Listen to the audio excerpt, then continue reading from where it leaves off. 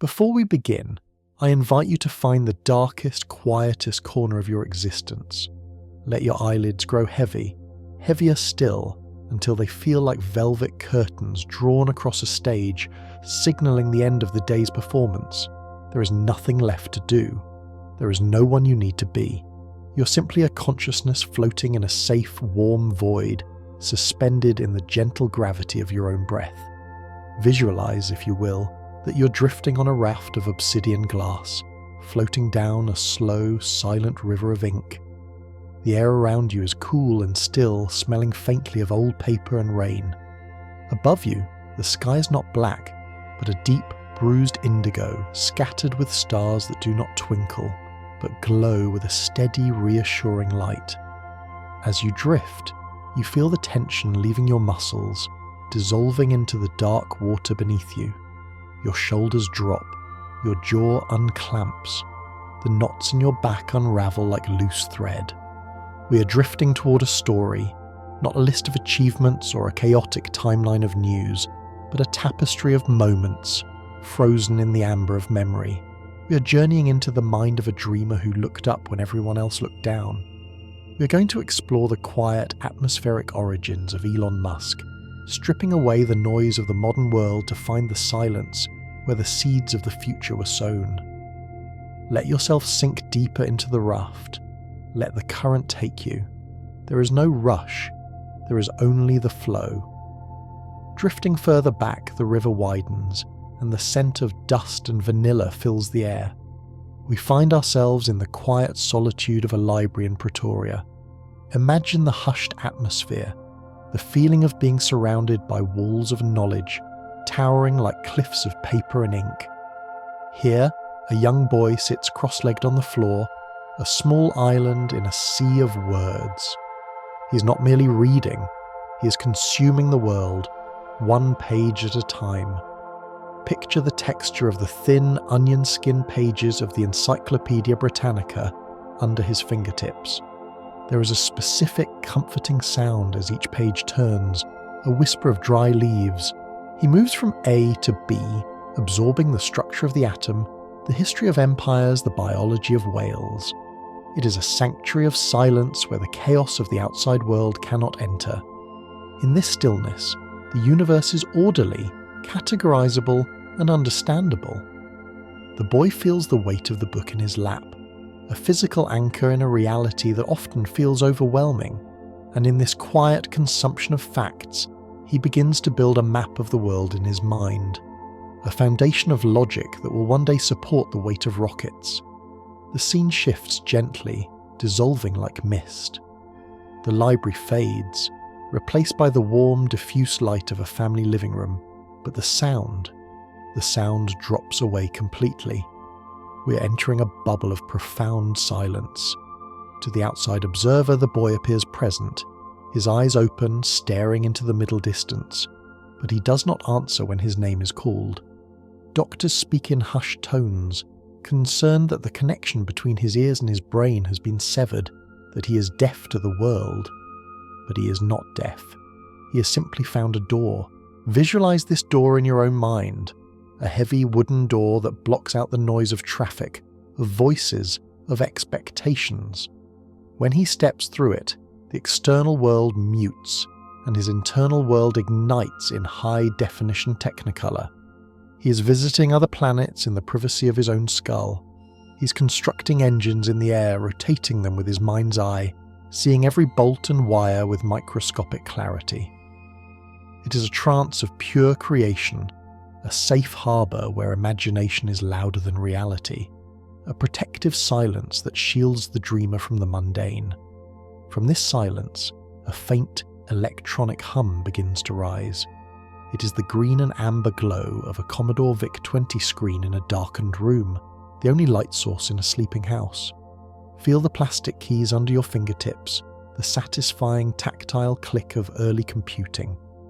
The year is 1984, and the air is thick with the smell of ozone and heated electronics.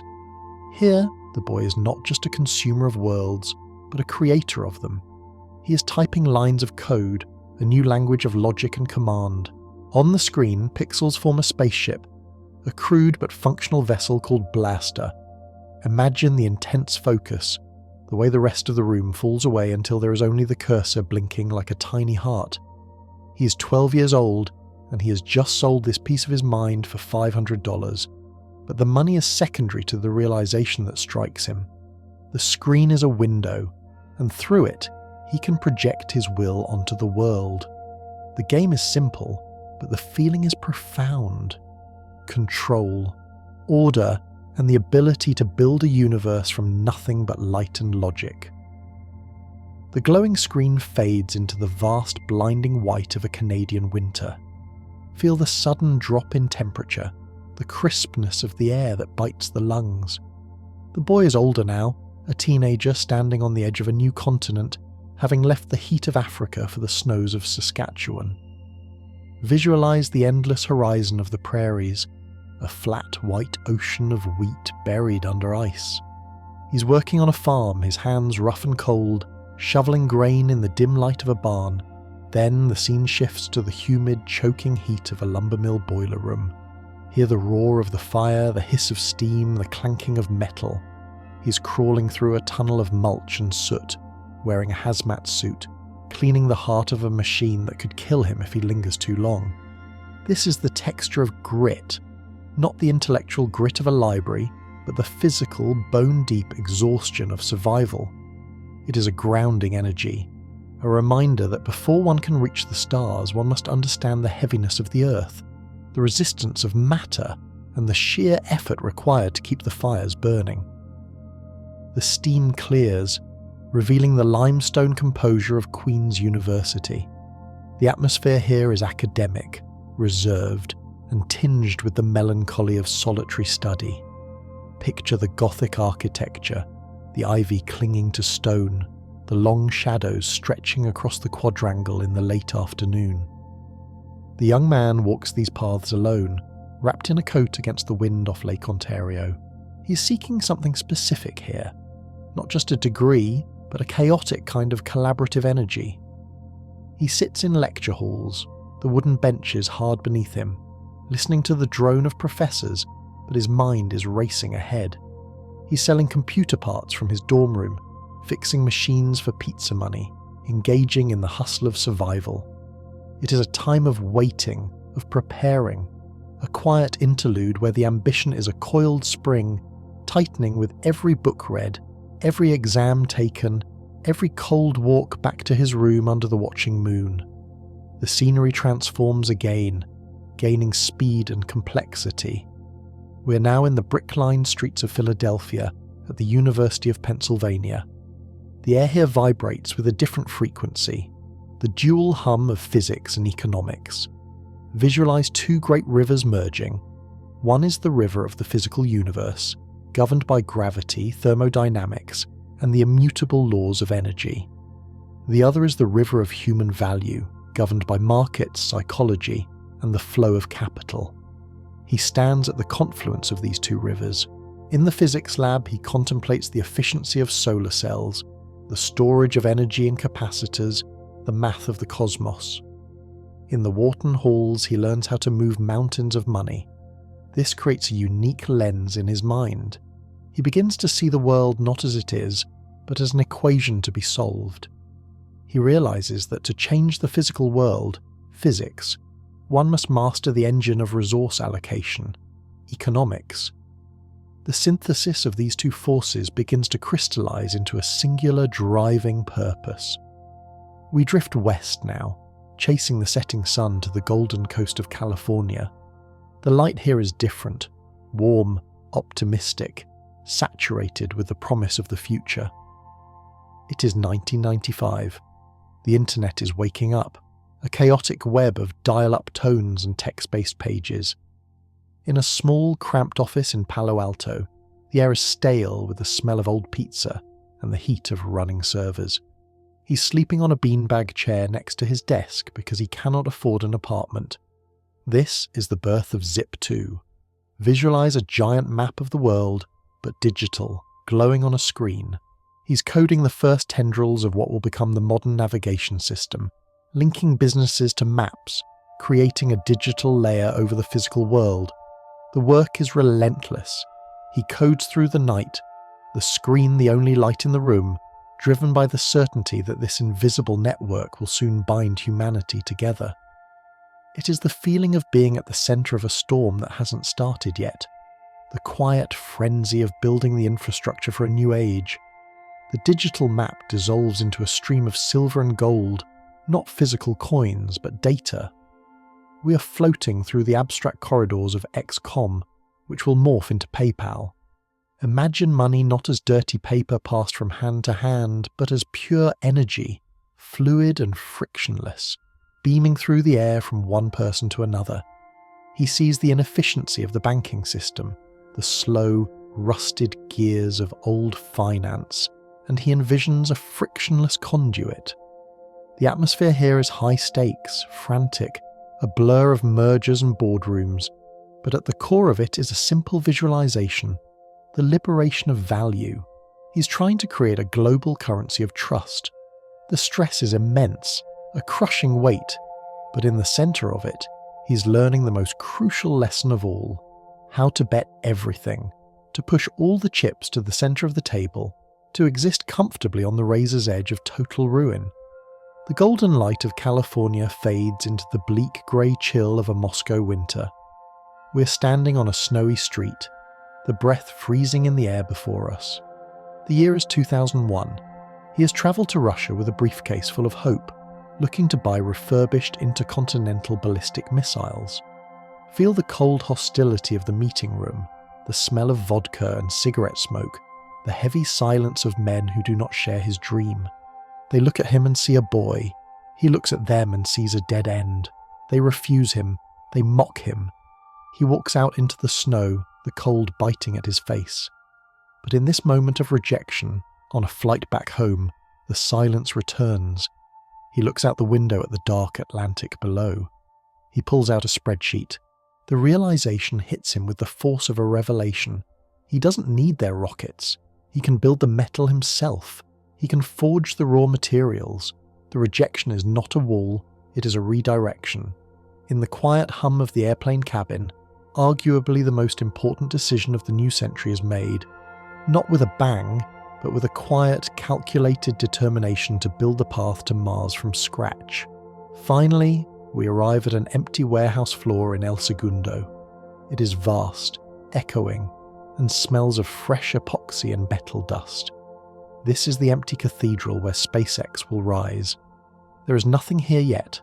No rockets, no launch pads, only the dream and the dust. Visualize him standing in the center of this emptiness. He's not looking at the concrete floor, he's looking up through the ceiling, past the atmosphere, to the red dust of a distant neighbor. He plants a flag in the future. The air is thick with the impossible. Everyone says it cannot be done, that private companies cannot build orbital rockets. But the silence we started with, the silence of the library, the silence of the daydream, has now become a shield. He begins to pour the foundation, not just of a company, but of a stairway to the stars. The river of our story pauses here, swirling around the boots of a man who decided that the earth was not a cage, but a cradle, and it was time to climb out. The river of our story flows onward, carrying us away from the concrete echoes of the warehouse and out toward the vast turquoise embrace of the Pacific Ocean. From the stillness of the empty factory floor, we drift thousands of miles west, following the arc of the sun until we reach a tiny speck of coral and sand in the middle of the endless blue, the Kwajalein Atoll. Visualize the intense, shimmering heat of the equator, where the air is thick with the taste of salt and the scent of tropical flowers mixed with kerosene. Here, on this remote island chain, the dream of reaching the stars meets the crushing gravity of reality. It is a place of rust and resilience, where the salt spray eats at metal and the sun bleaches everything to a blinding white. We are witnessing the early days of the Falcon 1. Feel the tension in the humid air, a collective holding of breath as the slender rocket stands against the vast sky. This is not a story of instant success, but of the heavy, suffocating silence that follows failure. Once, twice, 3 times. Imagine the visceral sensation of watching years of work dissolve into a ball of fire and smoke above the ocean. The sound is not just an explosion, it is the shattering of hope.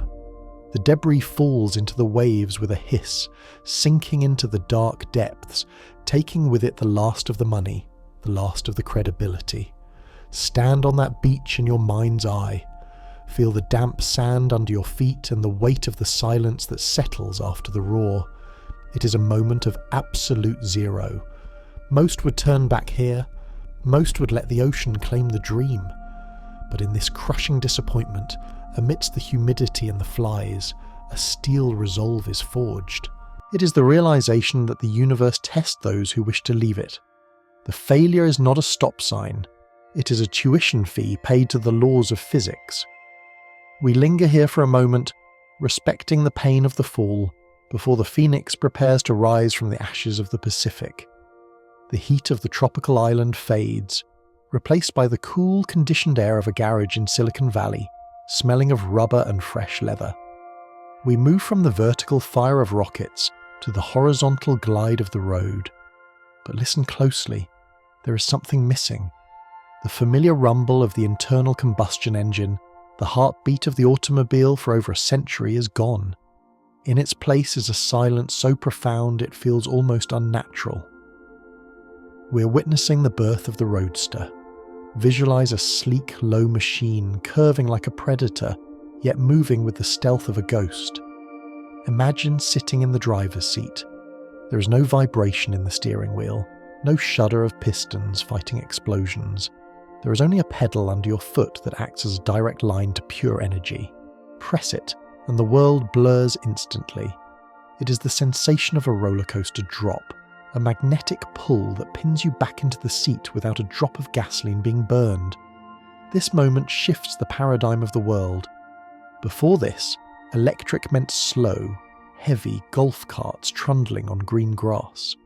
Now, electric means lightning. It is the feeling of capturing the storm and bottling it in lithium. We float around the curves of the car, running a hand over the lotus-inspired bodywork, feeling the cold smoothness of the metal. It is a vessel that proves sustainability does not require sacrifice. It requires better engineering. The silence of the car is not emptiness.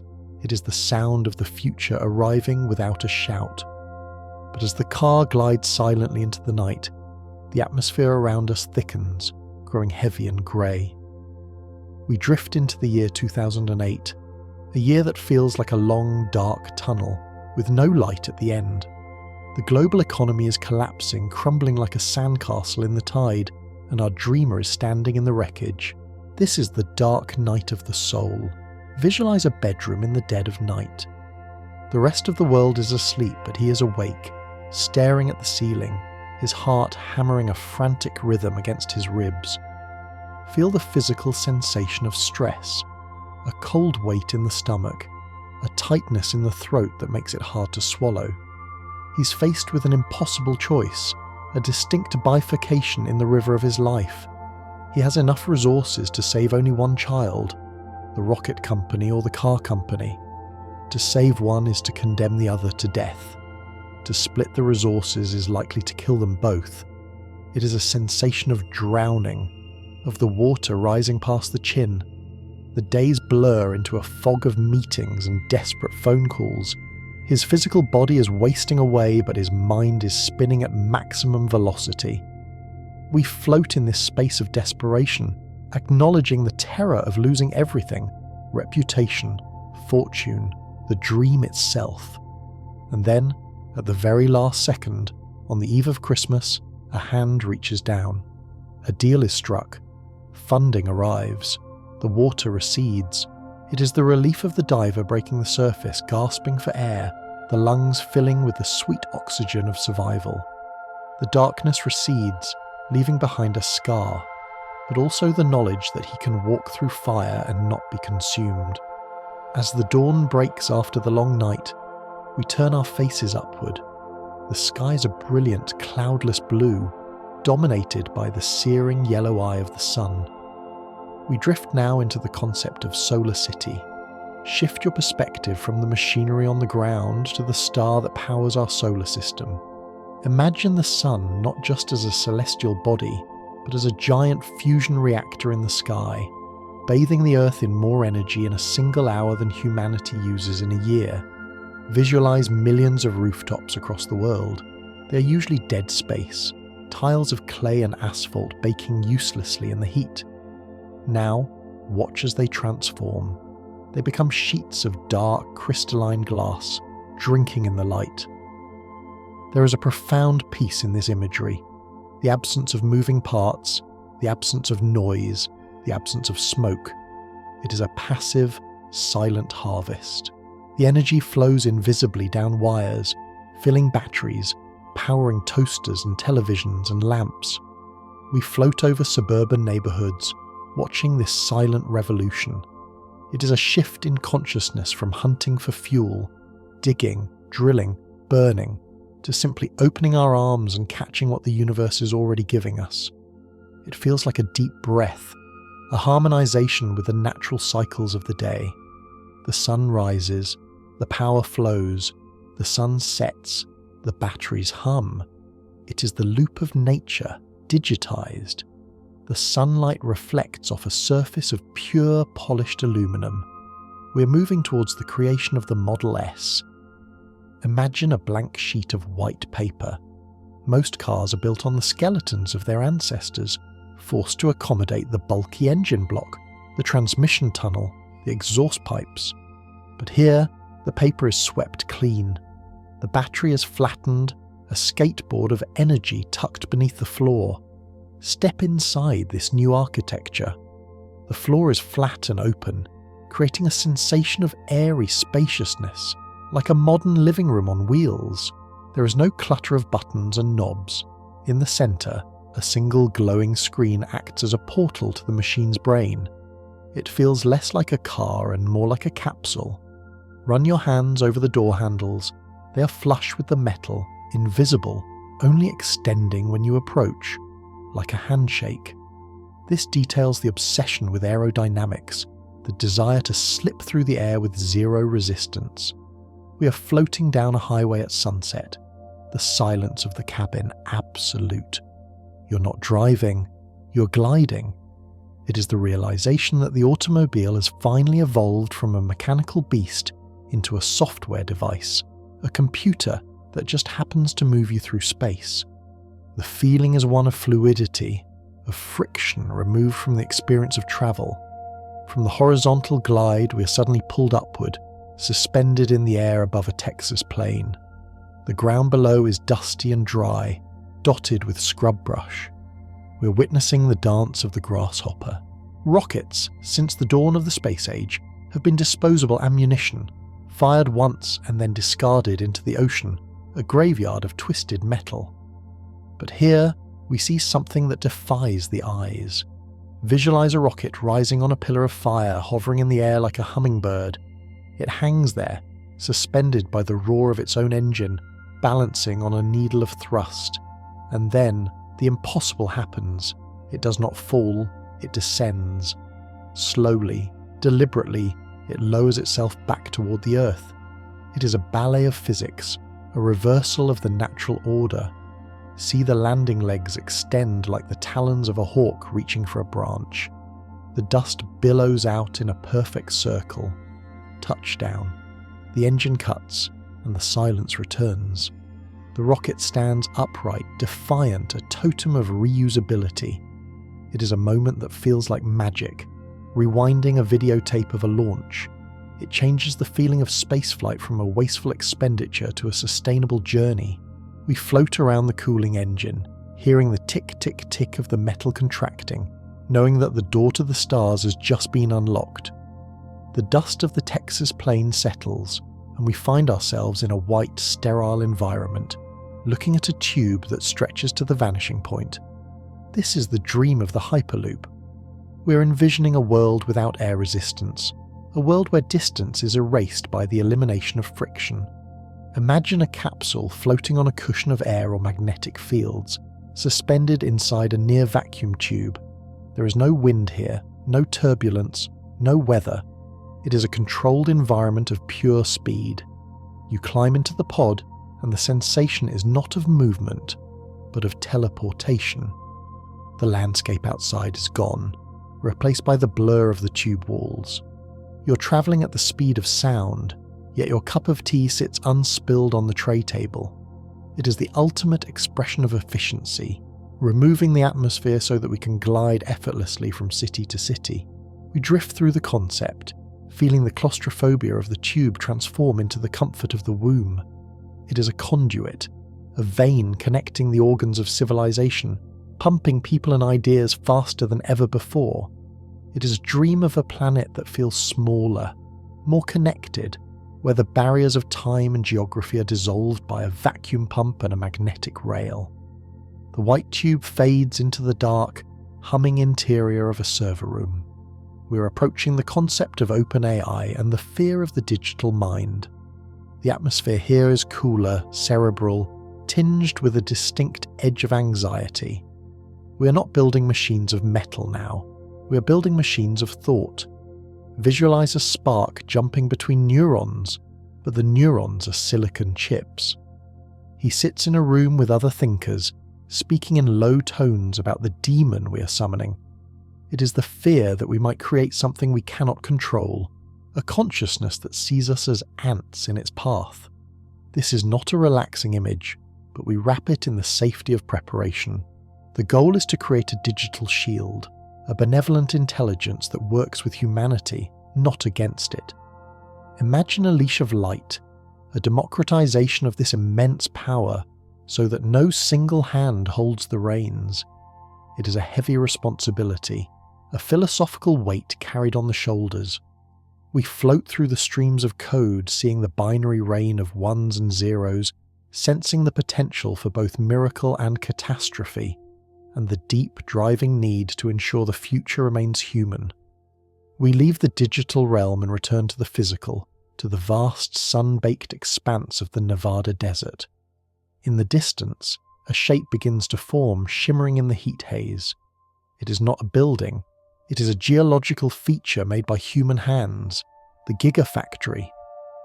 Visualize a structure so large it has its own weather patterns, a diamond shape aligned with true north. We drift through the walls into the cool, humming interior. This is the machine that builds the machine. Robots, painted in bright red, move with the precision of surgeons, lifting, welding, assembling. It is a symphony of automation. The scale is difficult to comprehend. It is the largest building by footprint on Earth. It feels like the interior of an alien dreadnought, a hive of productivity where raw lithium and aluminum enter one side and finished batteries exit the other. The air smells of ozone and epoxy. There is a hypnotic rhythm to the production line, a ceaseless flow of creation. This is the engine room of the new energy economy, a fortress of manufacturing designed to transition the entire world away from fossil fuels. It stands in the desert like a monument to scale, a testament that to change the world you must build at the size of the world. Finally, we drift back to the water, but this time the mood is different. It is not the tropical failure of the early days.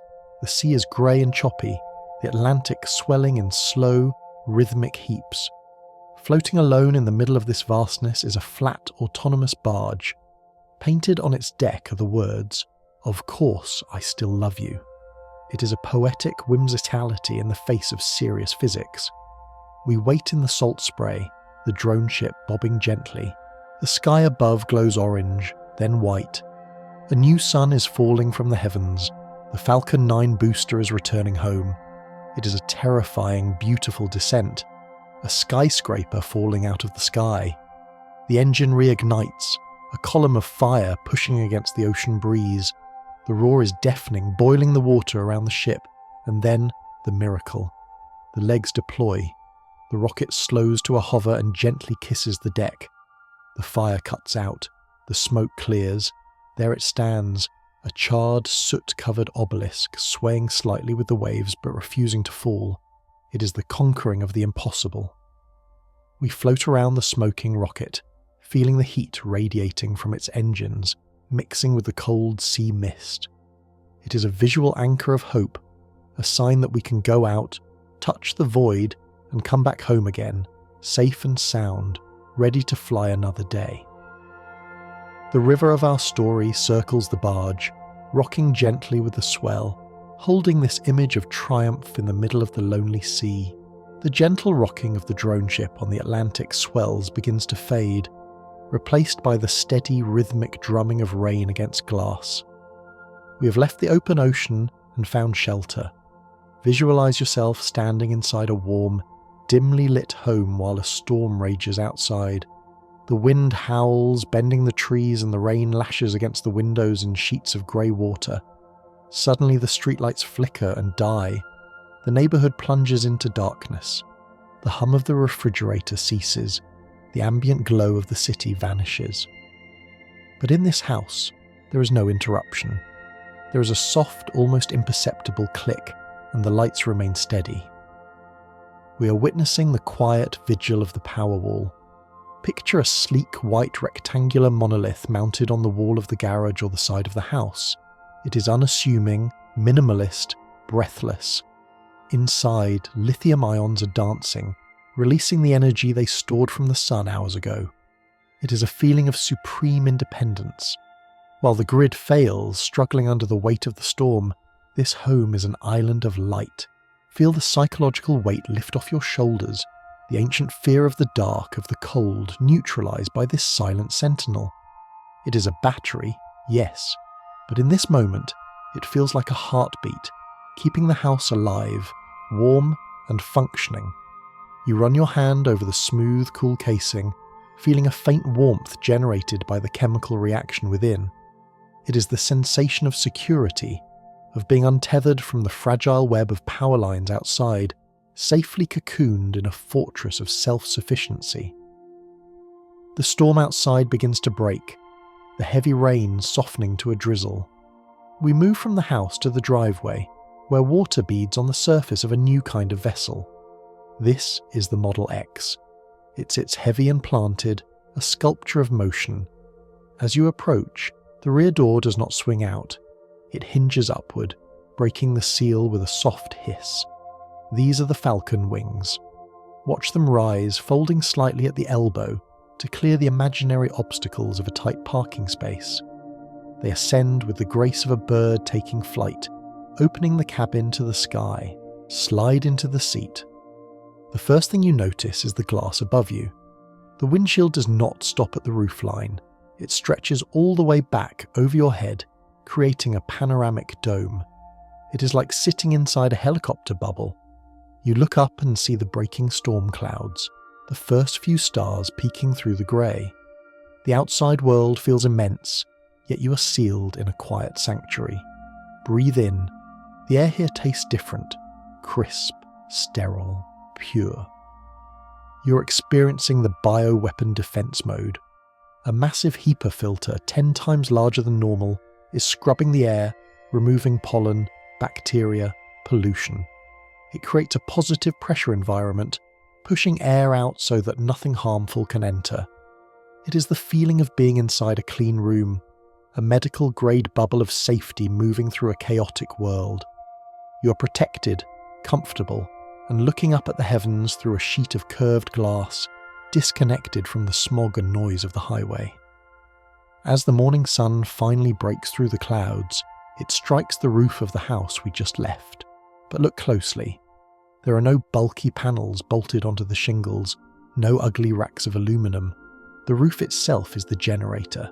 We are looking at the solar roof. Zoom in until your vision is pressed against the texture of the tiles. They look like slate, or Tuscan clay, or textured glass. They are beautiful, mimicking the organic imperfections of traditional materials.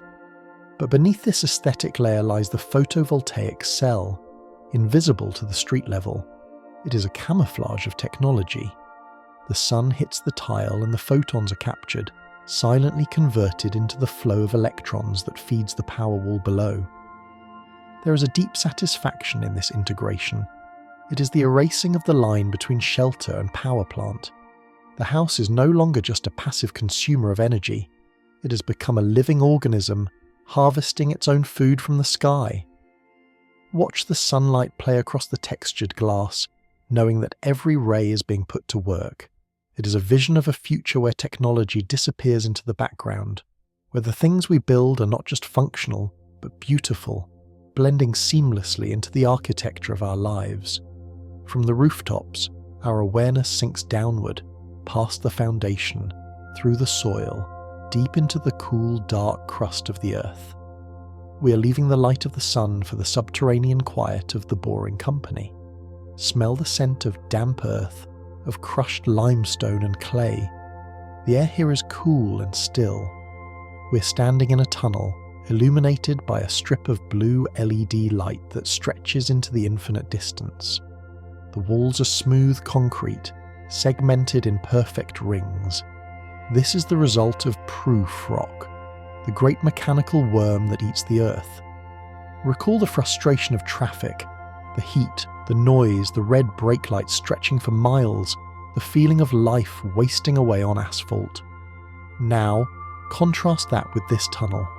It is a three-dimensional solution to a two-dimensional problem. A car descends on an elevator, sinking into the ground like a stone dropping into a well. It enters the skate, and then, whoosh, it shoots forward into the darkness. There is no weather here, no pedestrians, no crosswalks, just a smooth, frictionless tube. It feels like a secret passage, a loophole in the fabric of the city. You're moving beneath the chaos, gliding through the geology of the city at 100 miles an hour. The sensation is one of being a mole, burrowing through the dark to emerge on the other side, blinking in the sunlight, having bypassed the struggle of the surface world entirely. It is a playful, almost whimsical answer to the grinding reality of the commute. We emerge from the tunnel and shoot upwards, faster and faster, leaving the atmosphere behind entirely. We are drifting in the absolute silence of deep space, millions of miles from Earth. But we are not looking at a satellite or a probe. We are looking at a cherry-red roadster, rotating slowly in the void. This is the flight of the Falcon Heavy. Visualize the midnight cherry paint sparkling against the black velvet of the cosmos. In the driver's seat sits Starman, a mannequin in a white spacesuit, one hand casually draped over the wheel. On the dashboard, a screen displays the words, "Don't panic." Through the radio, David Bowie's Life on Mars plays on an eternal loop, though there is no air to carry the sound. This image is a surreal masterpiece, a juxtaposition of the mundane and the majestic. A car, a symbol of earthly freedom, is now floating in the eternal freedom of orbit. Look at the reflection in the side door. You can see the blue marble of Earth, swirled with white clouds, shrinking in the distance. It is whimsical, absurd, and profoundly inspiring. It reminds us not to take existence too seriously, to inject art and humour into the cold vacuum of exploration. We float alongside the roadster, watching it drift toward the asteroid belt, a red time capsule sailing on the black ocean of eternity, carrying the memory of humanity into the dark. From the infinite macrocosm of space we shrink down, smaller and smaller, entering the microscopic microcosm of the human mind. We are exploring the early visions of Neuralink. The environment is soft, biological, pulsating with the faint electrical rhythm of thought. Visualize a single neuron, like a tree with glowing branches sparking with energy. Now, imagine a tiny thread, thinner than a human hair, gently settling alongside it. It does not damage the tree, it listens to it. This is the interface. We are in a sterile, quiet lab where a pig named Gertrude snuffles around a pen. On a screen nearby, spikes of light dance in real time. Every time her snout touches straw, the screen lights up. Beep, beep, beep. It is the sound of the brain talking to a machine. There is no pain here, only a sense of wonder. The device is flush with the skull, invisible, a Fitbit for the brain. We contemplate the potential to heal the severed spine, to give sight to the blind, to store memories like files. It is a frontier more dangerous and mysterious than Mars, the frontier of consciousness itself. We float in this inner space, watching the dance of ions, feeling the potential for a symbiosis between our biological selves and our digital creations, a merging that could unlock the locked doors of the human condition. We expand outward again, landing on the windswept sandy flats of Boca Chica, Texas. The air is filled with the cry of seagulls and the scent of the Gulf of Mexico. Rising from the marshland is not a sleek composite rocket, but a gleaming tower of stainless steel. This is the Starship. Touch the metal. It is cold, hard, and textured with the welds of human hands. It looks retro, like an illustration from a 1950s sci-fi novel. It is not painted white. It is raw, mirroring the changing colours of the sky. Gold at sunrise, silver at noon, purple at twilight. This is a return to basics, to the durability of steel. Visualize the water tower taking flight. It is bulky, heavy, yet it lifts off with a thunderous roar hovering over the beach. It is the Starhopper. It looks impossible, a grain silo defying gravity. When it lands, it doesn't just fall, it steers. We feel the grit of the sand, the heat of the Raptor engines burning methane, clean, blue fire. This is the shipyard of the future, an open-air cathedral of welding torches and sparks, where the ships that will one day carry colonists to Mars are being stitched together, ring by ring, under the open sky. We travel across the Pacific now to a field of mud in Shanghai, China. It is early morning, and a thick mist hangs over the ground. We're witnessing the Shanghai Speed. In the span of a single breath, or so it seems, the mud vanishes. Foundations are poured, steel girders rise like bamboo. We watch a time-lapse in our mind's eye. A factory blooms from the earth in less than a year. This is Gigafactory 3. It is a marvel of efficiency, a testament to sheer will and coordination. The building is a long rectangular box, optimized for the flow of parts. Inside, the air is humid and warm, filled with the hum of machinery. Cars are flowing off the line before the paint on the walls is even dry. There is a rhythm here, a relentless drumbeat pace of execution. It is the feeling of a machine that has woken up and is hungry to work. We float through the high-tech corridors, observing the cultural fusion of Silicon Valley innovation and Chinese industrial might.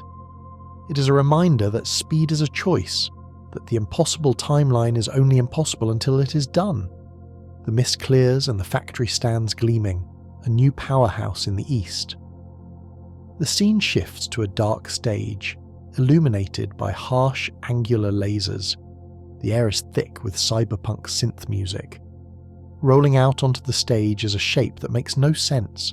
It has no curves. It has no paint. It looks like a low-polygon rendering from an old video game. This is the Cybertruck. Run your hand along the side.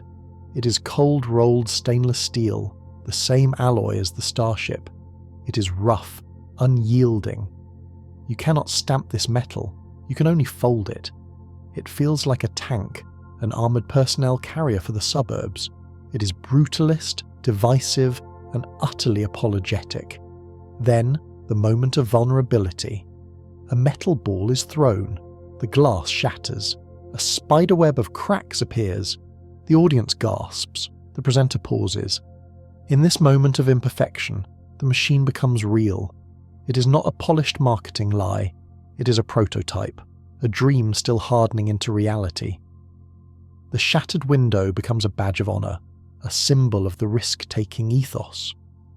We stand next to this angular beast, feeling its imposing presence. It challenges our definition of beauty. It asks us why a truck must look like a truck. It is a wedge of steel driven into the heart of the status quo. Finally, we return to the launch pad in Florida, but this time the rocket is not carrying a satellite nor a car. It is carrying two fathers, Bob and Doug. This is the Demo 2 mission. The Crew Dragon sits atop the Falcon 9, sleek and white with black accents. We float inside the capsule. Gone are the walls of dials and switches from the Apollo era. In their place are large, glowing touchscreens. The seats are tailored, high fashion, hugging the astronauts. The suits are not puffy orange balloons, they are slim, cool, heroic. The countdown reaches 0. The liftoff is smooth, a controlled explosion. We ride with them through the layers of the atmosphere, feeling the G-forces press gently against the chest. The sky turns from blue to black. Floating in 0 gravity, they tap the screens with gloved fingers. It is calm. It is quiet. They approach the International Space Station, a golden insect floating in the dark. The docking is automatic, no joystick wrestling, just a slow, graceful drift until clunk, hard capture. The hatch opens. They float through, hugging the crew on board. It is the restoration of a capability lost for a decade. We feel the pride of the moment, the sense of a nation and a species reclaiming its wings. We float in the cupola of the ISS, looking down at the Earth, knowing that the path to the stars is open once more, and this time the door will stay open. The river of our story pauses here, amidst the stars, looking down at the blue planet, the only home we've ever known, but no longer the only one we're destined to reach. We linger for a moment longer in the cupola of the space station, gazing down at the Earth, a marble of swirling blue and white set against the infinite black. But as we watch the planet turn beneath us, we begin to notice something new, a subtle change in the night side of the world. Drifting silently over the dark continents, visualize a faint glittering necklace of lights emerging from the horizon. It looks like a string of pearls moving in perfect unison, a train of stars marching across the velvet sky. This is the birth of Starlink. Imagine floating high in the exosphere, watching these satellites deploy. They do not burst forth with noise.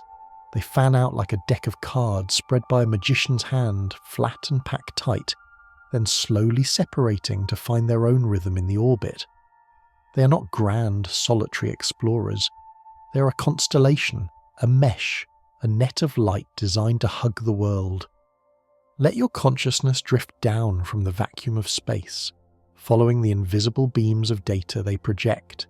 We land softly in a remote cabin, deep in the snow-covered forests of Canada, or perhaps a small village in the Amazon where the trees grow thick and tall.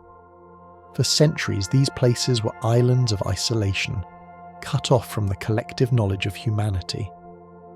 But now, visualize a small white dish, rectangular and flat, sitting on a wooden roof. It tilts itself, searching, listening to the whisper of the satellites above. Suddenly the connection is made. The invisible stream of the internet falls like rain, penetrating the canopy, bringing libraries, voices and faces from across the globe into the quietest corners of the earth. It is a sensation of barriers dissolving, the realization that the sky is no longer just a ceiling, but a router, weaving the entire human species into a single, pulsating nervous system. The feeling is one of profound unity, a digital blanket pulled tight around the shivering shoulders of the world. From the ethereal web of the sky, we descend to the grounded, practical asphalt of a suburban driveway. The morning dew is fresh on the grass and the air is crisp. Here sits a vehicle that completes a secret puzzle, the final letter in a message written over a decade. S3X, and now Y. The Model Y sits with a quiet, unassuming confidence. It does not shout like the gull-winged doors of its larger sibling. It simply exists, shaped by the wind, a perfect bubble of utility. Run your hand over the hood. It feels familiar, yet evolved. We're looking at the democratization of the electric dream. But to truly understand this machine, we must shrink down, passing through the metal skin into the hidden anatomy of the car. We find ourselves in a maze of pipes and valves, a complex vascular system known as the octavalve.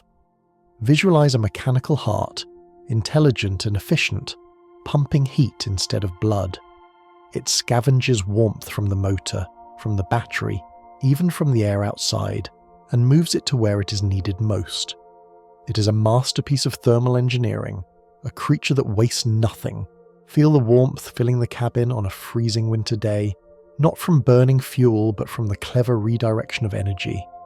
It is the feeling of a machine that is almost biological in its efficiency, a silent guardian that ensures comfort without consumption. The Model Y stands not as a trophy for the few, but as a chariot for the many, the quiet revolution parked in millions of driveways, turning the extraordinary into the everyday. The driveway fades into the stark, clinical white of a laboratory.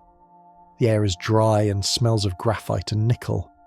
We are zooming into the microscopic world of Battery Day. The year is 2020, and the world is paused. But here, the mind is racing.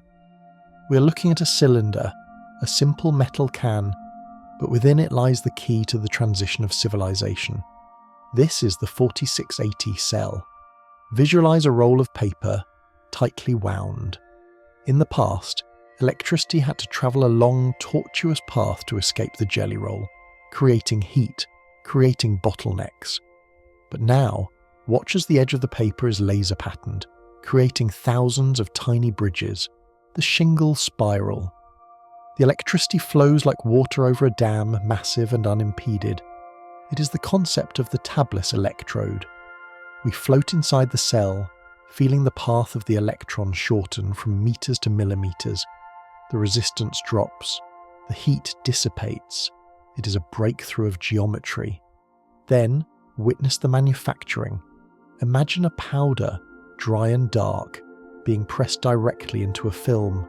No toxic solvents, no giant drying ovens that consume the length of a football field. Just powder to film. It is the dry battery electrode. It feels like alchemy, turning dust into power without the liquid mess. We sense the immense potential stored in these canisters, the promise of cheaper, longer-lasting energy that will finally tip the scales, making the combustion engine not just dirty but obsolete. We leave the microscopic and expand violently back to the macroscopic, to the humid salt flats of Boca Chica. The mist is hanging low over the launch pad. Out of the fog looms a grain silo with wings. This is Starship Serial Number 8, or SN8. It stands shimmering in the Texas sun, a test article of stainless steel ready to dance. The Raptor engines ignite, green and purple fire tearing the air. The ship rises, not with a jolt, but with a slow, majestic heave. It climbs higher and higher, piercing the clouds until the engines cut out. Silence returns. And then, the unthinkable. The ship tips over. It does not nosedive, it belly flops. Visualize a skydiver falling through the air, arms and legs spread. The giant steel tube drifts horizontally, controlled only by the flaps moving like the fins of a fish. The wind rushes past the steel skin, a roar of aerodynamics. It is falling with style, a controlled crash descent that looks defyingly unnatural. The ground rushes up, the tension is unbearable. Then at the last second the engines scream to life. The ship kicks its tail down, swinging upright in a violent, beautiful maneuver. The flip. It hangs there for a heartbeat, vertical once more before the final impact. There is a crash, an explosion of orange fire, and then the smoke clears. The ship is gone, but the data remains.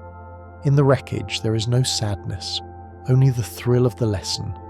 We walk through the smoking debris in our minds, feeling the heat of the twisted metal, understanding that this failure was a calculated step, a necessary sacrifice to learn how to land a skyscraper on Mars. The smoke from the crash site dissolves into a shower of digital confetti. We're entering a strange, abstract period of the journey, a time of memes and markets. The atmosphere becomes playful, chaotic, and electric. We see a document filed with the highest authorities, changing a title from CEO to Techno King. It is a jest, a court jester's bell ringing in the halls of serious finance. Visualize a golden coin with the face of a Shiba Inu dog. It spins in the ether, buoyed by laughter and tweets. This is the era of Dogecoin, of crypto, of non-fungible tokens.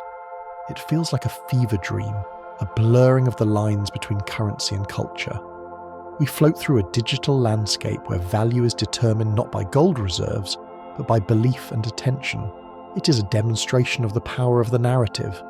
The Techno King sits on a digital throne, casting spells with 280 characters, moving markets with a single word. It is a sensory experience of vertigo, of a world unmoored from traditional anchors, floating in a sea of irony and hype. But beneath the jokes, there is a serious question being asked. What is money really? Is it paper, or is it just a shared dream? In this colourful, chaotic interlude, we learn that reality is malleable and that the story we tell ourselves is the only thing that truly holds value. The digital noise fades and the lights dim. We are back on a stage, the audience hushed. A figure walks out, a human in a spandex suit dancing like a robot. It is a joke, a placeholder. But then the image shifts.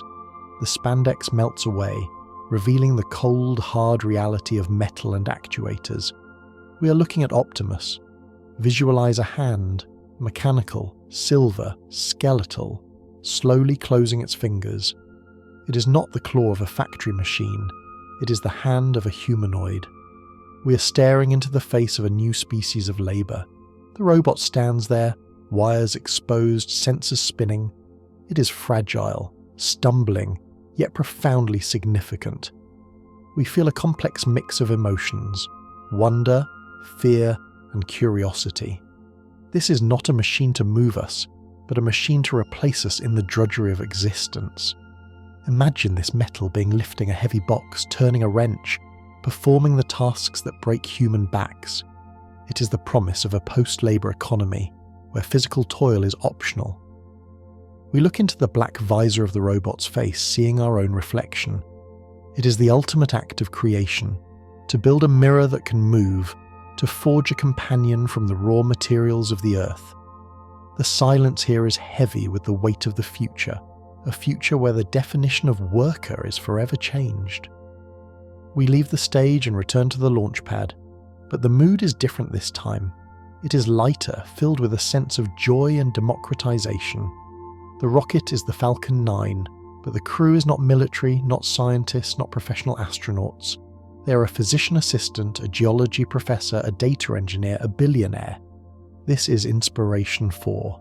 We float inside the Dragon capsule as it reaches orbit, higher than the space station, higher than Hubble. We are drifting in the highest orbit humans have traversed in decades. But look at the nose of the ship. The docking port is gone. In its place is a bubble of pure glass, the cupola. Visualize floating up into that bubble. Your head breaks the plane of the spacecraft and suddenly, there is nothing but the universe. You're surrounded by 360 degrees of starlight and the blinding blue curvature of Earth. Imagine the sound of a violin playing in zero gravity, the notes floating in the air, unburdened by weight. Cian Proctor's art, Haley Arsenault's laughter. It is the feeling of space opening up to the rest of us. It is no longer a restricted military zone. It is a playground, a gallery, a classroom. We feel the hope of St. Jude, the charity that fueled the mission, mixing with the starlight. It is a warm human moment in the cold vacuum, a reminder that the purpose of going to space is not just to survive, but to inspire. The view from orbit zooms in rapidly, plummeting down to the dry, dusty plains of Austin, Texas. But the dust is being kicked up by a party. We are at the Cyber Rodeo. The sun has set and the air is throbbing with bass and neon light. We're witnessing the opening of Giga Texas. Visualize a factory that is not just a building, but a landscape. It stretches for miles, a continuous roofline shimmering under the lights of thousands of drones. The drones form images in the night sky: a dog, a car, a cowboy hat. The scale is volumetric. It is a cathedral of manufacturing. Inside, the space is so vast that weather could almost form within it. We walk through the neon-lit aisles, feeling the festival atmosphere. This is manufacturing as performance art.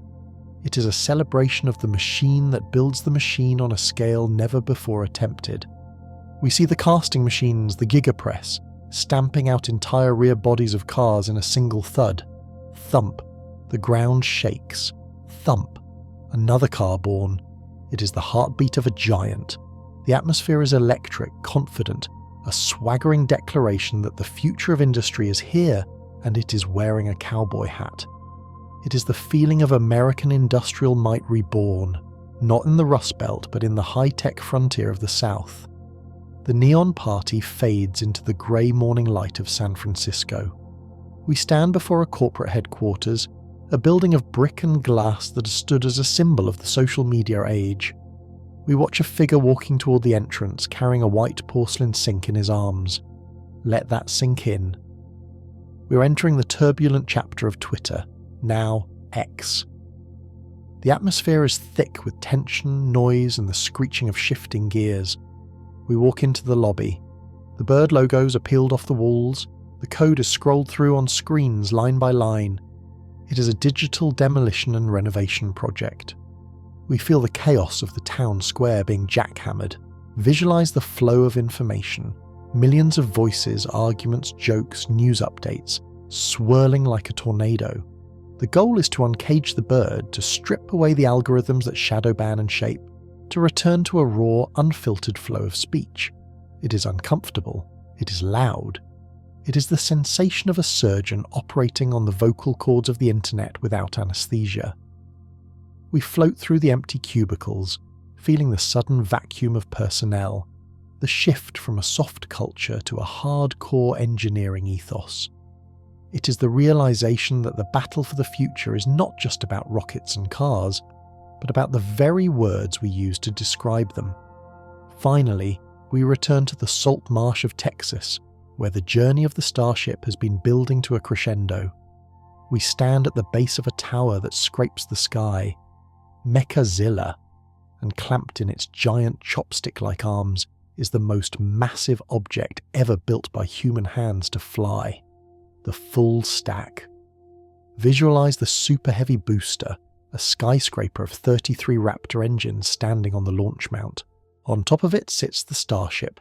Together they rise 120 meters into the air, a black and silver needle piercing the heavens. The scale is terrifying. It casts a shadow that seems to stretch across the decade. We walk beneath the engines, looking up into the bells of the Raptors. The smell of sulfur and methane hangs in the air. The anticipation is a physical weight. This is not just a rocket. It is an arc. It is the culmination of every library book read, every line of code written, every failure in the Pacific, every dollar risked. It stands silent, waiting for the spark. The black heat shield tiles on the ship look like reptile skin, ancient and futuristic all at once.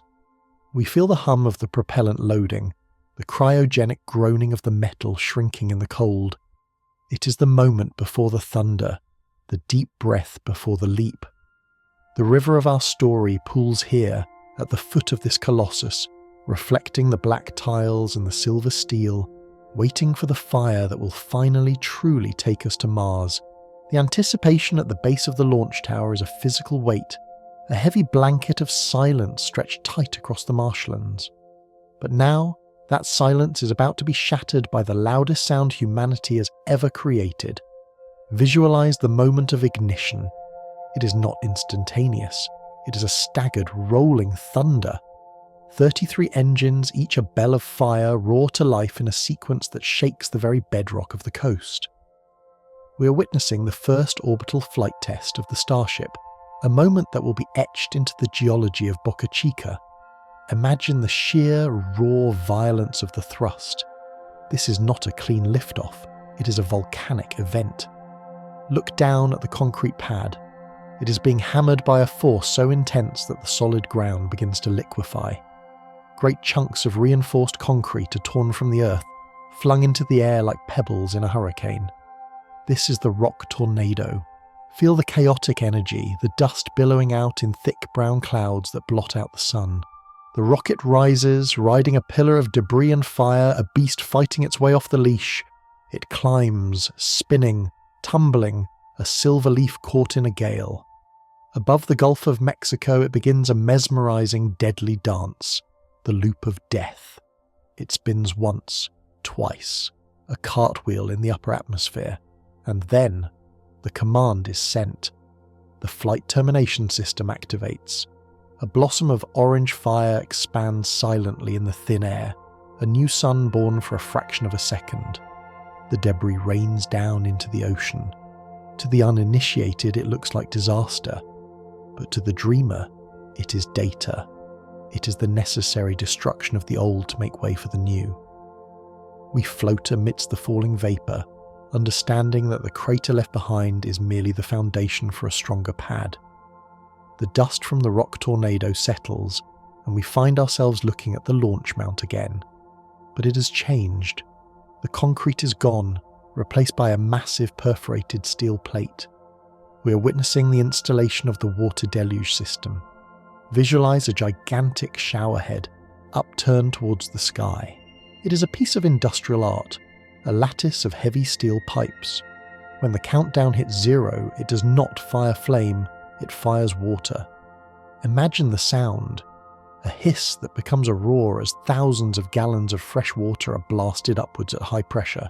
It creates a cushion, a sacrificial barrier of steam. When the rocket engines ignite now, they do not hit the ground. They hit this wall of water. The result is a colossal cloud of white steam, billowing out like a cumulus cloud born from the earth. It is the clash of elements, fire and water battling for supremacy, with the steel plate standing firm between them. Look up at the rocket sitting on this new throne. There is a new ring of vents between the booster and the ship. This is the hot staging ring. In the silence of space, the ship will not wait for the booster to fall away before lighting its engines. It will ignite while still attached. Visualize the upper stage engines blasting plasma through this vented ring, pushing the booster away violently. It is a maneuver of aggression and efficiency, saving precious seconds, saving gravity losses. It is the engineering equivalent of a relay runner grabbing the baton before the other has let go, a seamless transfer of momentum in the vacuum. From the steam and fire of the launch pad, we drift into the cool, abstract corridors of a digital mind. The physical world fades into a lattice of glowing nodes. We are entering the realm of XAI and the birth of Grok. The atmosphere here is not sterile like a traditional server room, it feels mischievous, witty, alive. Visualize a library that contains not just facts but humour. Most artificial minds are trained to be polite, to be cautious, to be colourless, but this mind is different. It is being fed a diet of reality, of the chaotic, unfiltered stream of human conversation from the platform formerly known as Twitter. It is designed to seek the truth, even when the truth is uncomfortable, and to do so with a dry, rebellious wit. Imagine sitting before a terminal typing a question. The response doesn't come back as a robotic recitation of an encyclopedia. It comes back with personality, with a spicy flavour. It is an AI that has read The Hitchhiker's Guide to the Galaxy and understood the joke. We float through the neural networks, seeing the connections forming not just between data points, but between concepts of irony and sarcasm. It is the attempt to build a digital companion that doesn't just serve humanity, but understands the peculiar, messy, humorous nature of being human. It is a spark of rebellion in the binary code, a ghost in the machine that laughs. The digital laughter fades, and we return to the physical world, zooming in on a pair of hands. But these are not human hands. They are white, sleek, and move with an uncanny smoothness. We're observing the evolution of Optimus Generation 2. The jerky industrial movements of the past are gone. These hands possess a newfound grace. Visualize the robot standing before a table. On the table sits a raw egg. The metal fingers reach out. There is no crushing force here, only the most delicate of touches. Tactile sensors in the fingertips. Pressure plates sensitive enough to feel the texture of the shell send data back to the central brain. The robot lifts the egg. It turns it over. It passes it from one hand to the other. This simple act is profound. It is the moment the machine learns gentleness. We watch the fluid motion of the neck, the two-axis degrees of freedom allowing it to look around with a human-like curiosity. The walking gait is faster, more confident. It is no longer a stagger, it is a stride. We feel a shift in the air, a realization that the helper we have been promised is no longer a movie prop. It is becoming real. The silence of the room is broken only by the soft whir of actuators, a lullaby of progress as the machine practices the art of being gentle with the fragile things of the world. The robot places the egg down, and the scene dissolves into the quiet intimacy of a living room. A man sits in a wheelchair, motionless. This is Noland, the first pioneer of the telepathy program, but while his body is still, his mind is flying. We are witnessing the first successful interface between a human brain and the Neuralink chip. Visualize the threads we saw earlier, now woven into the fabric of the motor cortex. They are listening to the electrical storms of intention. The man thinks, "Move right," and on the screen in front of him, a cursor glides to the right. He thinks, "Click," and a chess piece moves. There is a profound holy silence in this connection. It is the restoration of agency. For years, the world was a prison of paralysis, a place where the will could not be enacted. Now, the wall is breached. He is playing Civilization, playing Mario Kart, purely with the power of thought. We float in the space between his mind and the computer, watching the data stream bypass the broken spinal cord. It feels like magic, like telekinesis. It is the ultimate victory of mind over matter, a digital bridge built over the chasm of injury. We feel the joy of the user, a liberation that has no sound but resonates with the volume of a shout. From the microscopic bridge in the brain, we expand to the macroscopic bridge in the sky. We are drifting high above a national park, a place of deep valleys and towering pines, a place where the cell phone has always been a dead brick in the pocket. But now, look up. Orbiting silently overhead is a new generation of Starlink satellites. They are larger, carrying a special payload, the direct-to-cell antennae. Visualize these satellites acting like cell towers, but towers that are 300 miles tall. A hiker, lost in the shadow of a canyon, pulls out a standard phone. There is no hardware change, no special satellite dish. The phone simply connects. We see the bars of signal appear where no signal has ever been. It is a safety net being woven around the entire planet. The dead zone is being erased from the map. We feel the comfort of this connection, the knowledge that no matter how far you roam, you are never truly out of reach. The satellite acts as a mirror, bouncing the invisible voice from the wilderness to the city. It is the end of isolation. The wilderness remains wild, but the lifeline is always there, hanging invisibly in the stars.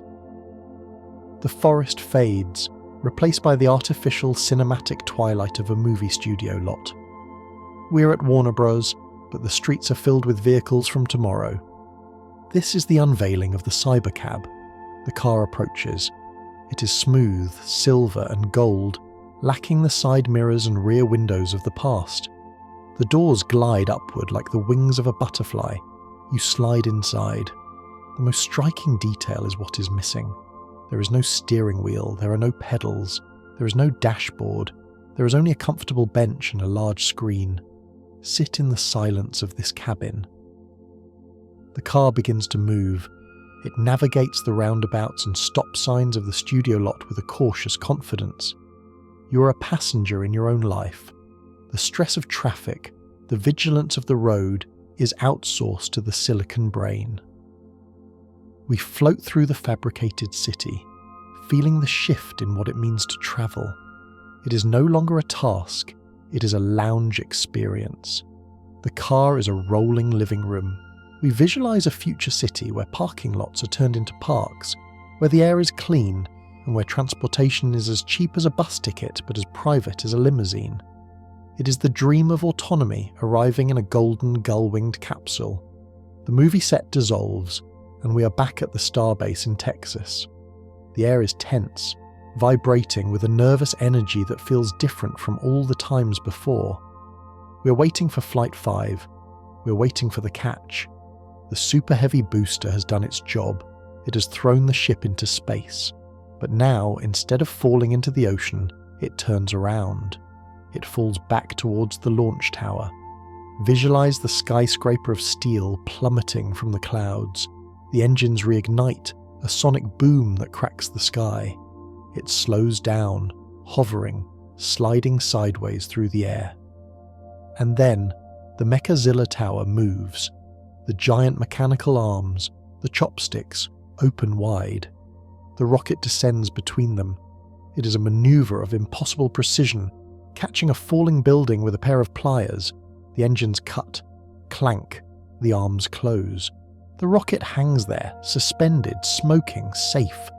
The cheer that erupts from the control room is not just noise, it is the release of a decade of tension. It is the moment science fiction becomes history. We float around the captured booster, seeing the scorched metal, hearing the ticking of the cooling engines. It looks like a beast caught in a gentle trap. This is the closing of the loop. Launch, land, refill, relaunch. The stairway to the stars is no longer a disposable ladder. It is a permanent elevator.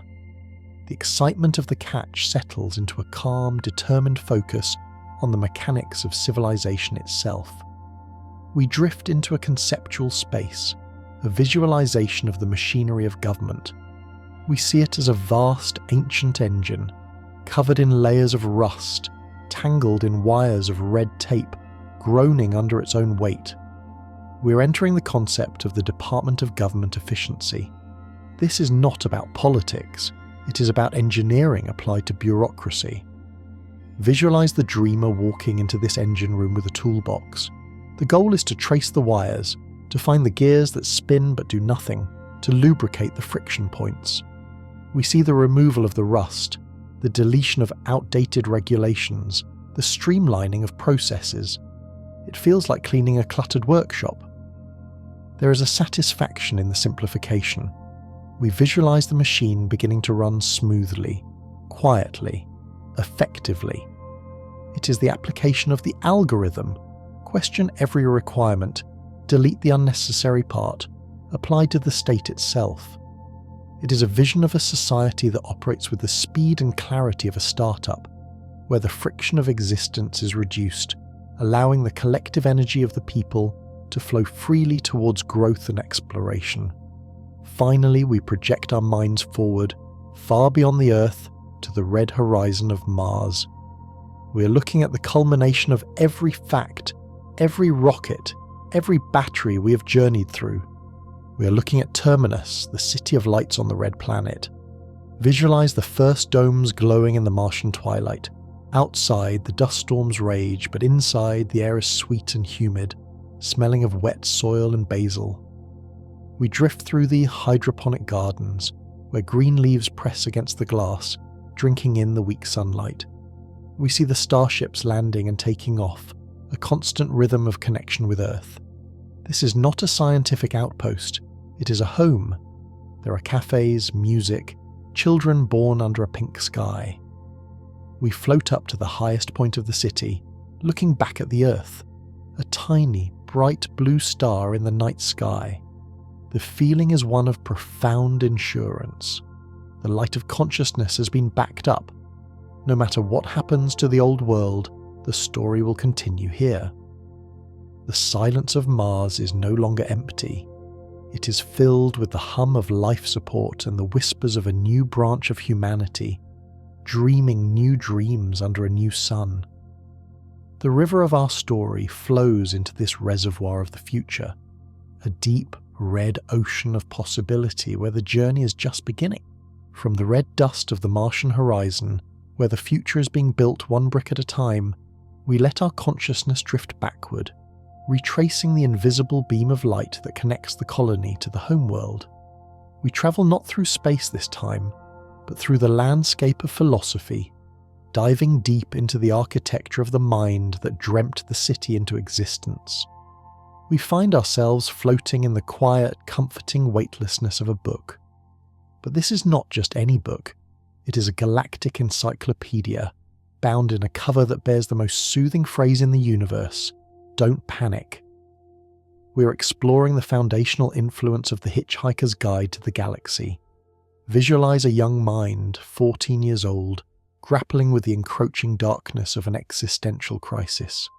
The questions are heavy, pressing down like gravity. Why are we here? What is the meaning of it all? Then he opens this book, and the heavy atmosphere lifts, replaced by a sense of cosmic absurdity and dry wit. We float through the pages, feeling the texture of the humour.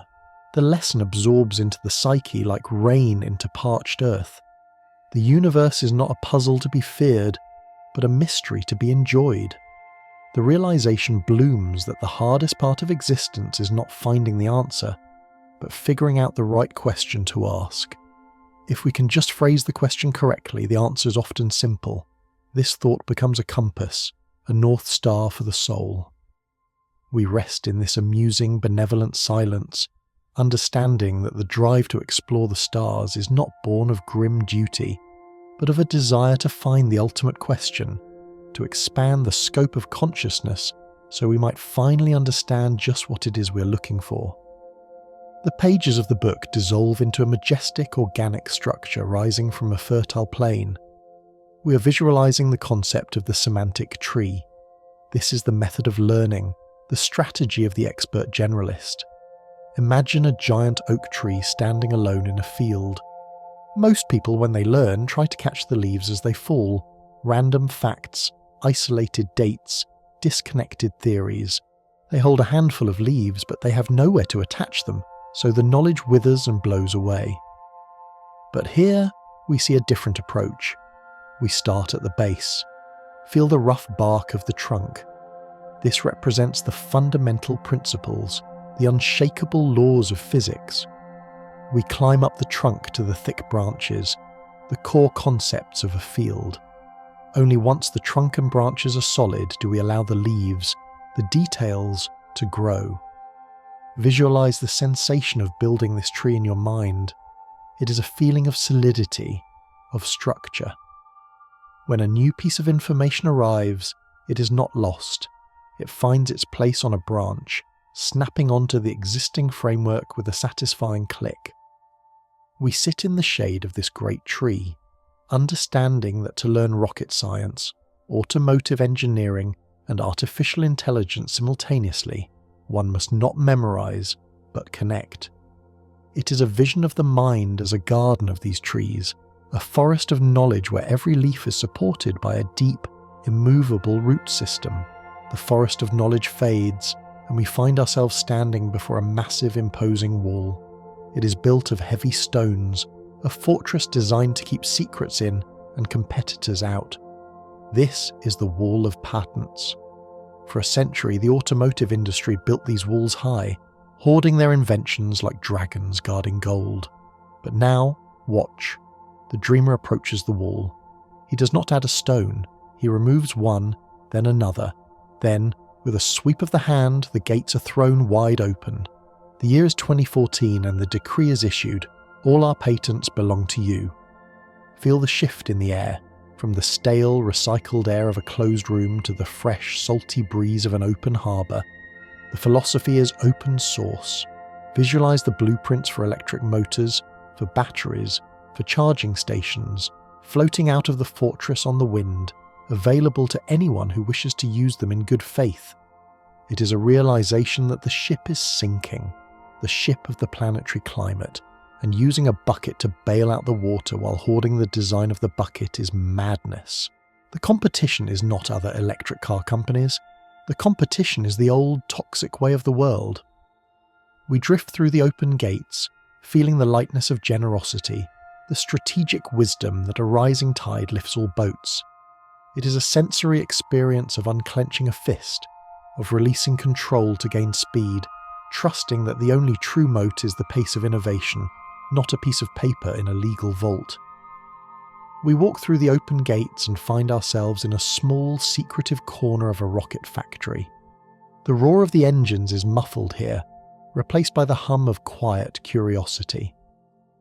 We are entering Ad Astra, and later Astra Nova, the school built for the future.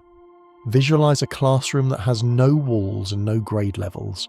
There are no bells ringing to signal the end of a thought. Children of different ages sit together in a circle, not memorizing the names of battles, but dismantling an engine to see how it works. The air smells of solder and whiteboard markers. They are discussing the ethics of artificial intelligence. They are building flamethrowers. They are learning how to defeat a bully not with fists, but with logic. The philosophy here is gamification and relevance. Why learn about a wrench in the abstract? Learn about the wrench because you need to take the engine apart. We feel the texture of this education.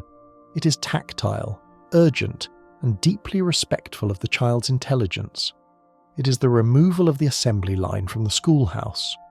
We watch the students debating, their minds sharp and unburdened by standardized tests, preparing not for a job, but for a destiny. It is a sanctuary where the question, why, is never answered with, because I said so, but with, let's find out. The scene shifts from the classroom to a dimly lit room, illuminated only by the flickering glow of a monitor. The soundscape is the intense orchestral swell of a fantasy epic.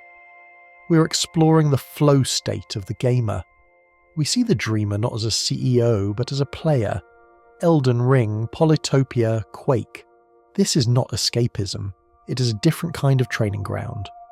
Visualize the controller in the hands. It is not a plastic toy, but an extension of the nervous system. The screen displays a complex world of strategy, resource management, and reflex. In this state, the noise of the business world, the stock prices, the headlines, the lawsuits, fades into silence. There is only the mission. We feel the zone, that hyper-focused trance where time dissolves.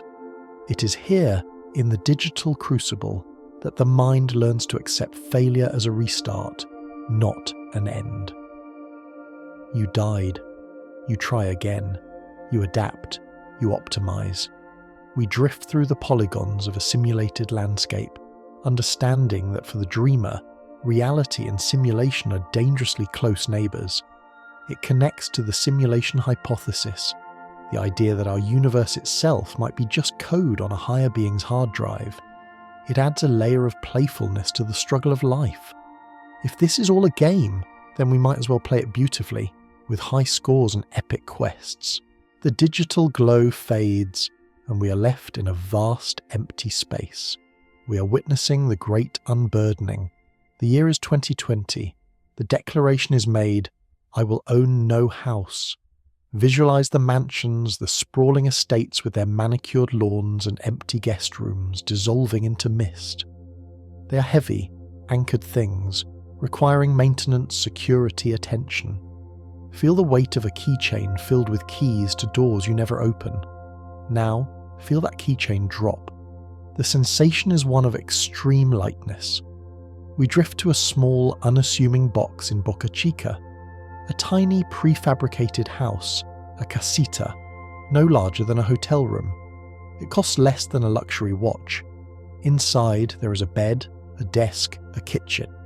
It is enough. The possessions are gone, converted into fuel for the mission to Mars. We feel the texture of this asceticism. It is not poverty. It is a prioritization of the soul. It is the shedding of the stuff that capitalism says we need in order to focus entirely on the stuff that humanity needs. We sit in the quiet, small room, listening to the wind outside, feeling the freedom of a nomad who carries his home in his heart rather than on his back. From the tiny house, we're transported across the ocean to the deep, pine-scented forests of Grünheide, Germany. The air is cool and damp. We're walking towards Giga Berlin, but this does not look like a factory. It looks like a part of the forest. The walls are adorned with vibrant, chaotic graffiti, spray paint art that screams with colour against the industrial grey. This is the rave cave aesthetic. Visualise the techno music thumping a steady, driving bass line that syncs with the rhythm of the robots. Thump, thump, thump. The atmosphere is a blend of high-tech precision and underground Berlin club culture. We float through the production line, seeing the windows that look out onto the trees. The philosophy here is that industry does not have to be ugly. It can be a party. It can have soul. We smell the ozone of the welding torches mixing with the scent of the evergreen trees. It is a sensory collision of the natural and the artificial, a factory that feels like a living, breathing organism dancing to the beat of the future. It is a reminder that even in the most serious of endeavours, there must be room for music, for art, and for the joy of the beat. The techno bass fades into the rushing sound of the wind. We are soaring high in the atmosphere, looking down at the smog that chokes the cities of the world. We are visualising the carbon removal X Prize. Imagine a giant vacuum cleaner for the sky. The concept is simple but Herculean. We have spent 2 centuries pumping carbon into the air. Now we must learn to pull it back. We see scientists and dreamers across the globe building strange, beautiful machines. Giant fans, chemical baths, kelp forests. We float alongside a direct air capture machine. It sits in a field, silent and stoic. The air flows through it, and the CO2 is trapped, turned into stone, buried back deep in the earth from where it came. It feels like the planet taking a deep, cleansing breath. The feeling is one of healing, of reversing the entropy of the industrial age. It is a quieter project than the rockets, but just as vital. It is the work of the lung cleaners, ensuring that the Earth remains a blue and green jewel, not a grey, suffocated rock. We feel the coolness of the cleaned air, a fresh breeze that carries the promise of restoration. From the atmosphere, we descend into the sharp, crystal-clear realm of logic. We're observing the 5-step algorithm, the mental whetstone used to sharpen every design. Visualize a complex machine, covered in unnecessary gears and confused wiring. The dreamer walks up to it. Step 1. Make the requirements less dumb. We watch as the foolish rules are erased. Step 2. Delete the part. We see pieces of the machine vanish. If you aren't forced to put at least 10% of them back later, you didn't delete enough. Step 3. Simplify or optimize. Only now do we polish what remains. Step 4. Accelerate cycle time. The machine begins to spin faster. Step 5. Automate. A robot arm descends to run the machine. This is a sensory experience of stripping away the noise. It is the feeling of decluttering a messy room until only the essential furniture remains. It is the idiot index applied to engineering. If a raw material cost $1 and the finished part cost $100, the process is wrong. We feel the satisfaction of efficiency, the smooth, frictionless hum of a system where every atom has a purpose. It is a mental discipline that cuts through bureaucracy like a laser through butter. Finally, we drift to the most profound and quiet concept of all, the light of consciousness. Visualize the universe as a vast, pitch-black room, stretching out for billions of light years. It is cold, dead, and silent. In the center of this infinite darkness, there is a single, flickering candle. The flame is small, fragile, dancing in the draught. This is Earth. This is us. The philosophy of long-termism washes over us. It is the deep, haunting realization that this flame is not guaranteed.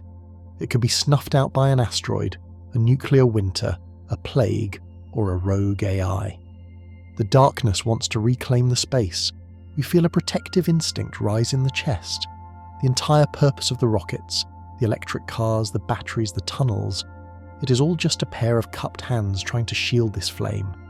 It is the desire to take a second candle, light it from the first and place it on Mars, and then a third and a fourth. It is the refusal to let the universe go dark again. We sit in the presence of this small, warm light, feeling the immense responsibility of being the only part of the universe that can wonder, that can love, that can dream. The river of our story pauses here, in the glow of this single flame, bathing in the warmth of being alive in a cold cosmos. We remain for a moment longer in the warmth of that single candle flame, the light of consciousness flickering against the infinite dark. To protect this flame, to ensure it does not waver and die, the mind must adopt a specific architecture, a way of thinking that cuts through the fog of convention like a diamond cutter through glass. We drift now into the mental sanctuary of first principles thinking, Visualize a dense, tangled forest of vines and thorns. This is the world of reasoning by analogy, the place where most of humanity lives. Here, people do things because they have always been done that way, or because others are doing them. Batteries are expensive, the forest whispers, because they have always been expensive. But the dreamer does not accept the forest. He carries a machete of pure logic. Watch as he steps into the tangle. He does not prune the vines. He hacks them away entirely, clearing a path down to the bedrock. He asks, what are the material constituents of a battery? Cobalt, nickel, aluminum, carbon, polymers. He looks at the pile of raw elements sitting on the ground. What do these cost on the London Metal Exchange? The answer is a fraction of the battery's price. The realization hits like a bolt of lightning in the clear air. The cost is not in the materials, but in the way we combine them. Feel the sensation of this mental clarity. It is a shedding of the sunk cost of history. It is the act of boiling a stew down until only the essential broth remains. We sit in this cleared space, feeling the cool, hard ground of physics beneath us. Physics does not care about tradition. Physics only cares about energy and matter. By anchoring his mind here, in the fundamental truths of the universe, the dreamer is able to build structures that the rest of the world deems impossible. It is a feeling of immense intellectual liberation, a quiet confidence that comes from knowing that if the laws of physics allow it, it is only a matter of engineering. From the solid bedrock of physics, we float upward, turning our gaze to a digital scroll glowing in the year 2006. The internet is younger, louder, but amidst the noise a blog post appears titled simply, "The Secret Tesla Motors Master Plan, Just Between You and Me." Visualize the text scrolling slowly on a screen, the font simple, the background white. It is a map, drawn in the sand long before the territory was conquered. The audacity of it is breathtaking in its simplicity. Step 1. Build a sports car. Step 2. Use that money to build an affordable car. Step 3. Use that money to build an even more affordable car. Step 4. While doing above, also provide zero-emission electric power generation options. There is a profound sense of destiny in reading these words now, decades later. It feels like finding a prophecy that actually came true. We trace the lines of the plan, feeling the long-term vision stretching out like a suspension bridge across the chasm of time. Most companies struggle to see the next quarter. This was a vision that saw the next quarter century. We bask in the feeling of a promise kept. It is a rare sensation in the modern world, a circle completed, a checklist where every impossible box has been ticked with a heavy, satisfying stroke of ink. It reminds us that the chaos of the daily news cycle is just surface noise. Underneath, the deep currents of the master plan have been flowing steadily, relentlessly, towards this very moment. The digital scroll dissolves into the searing heat of a foundry. We are standing in the presence of a mechanical titan, a machine so large it feels like a dormant beast. This is the Giga Press. Feel the heat radiating from the molten aluminum, shimmering in the air like a mirage. The smell is metallic, sharp, and primal. We are witnessing the death of complexity and the birth of unity.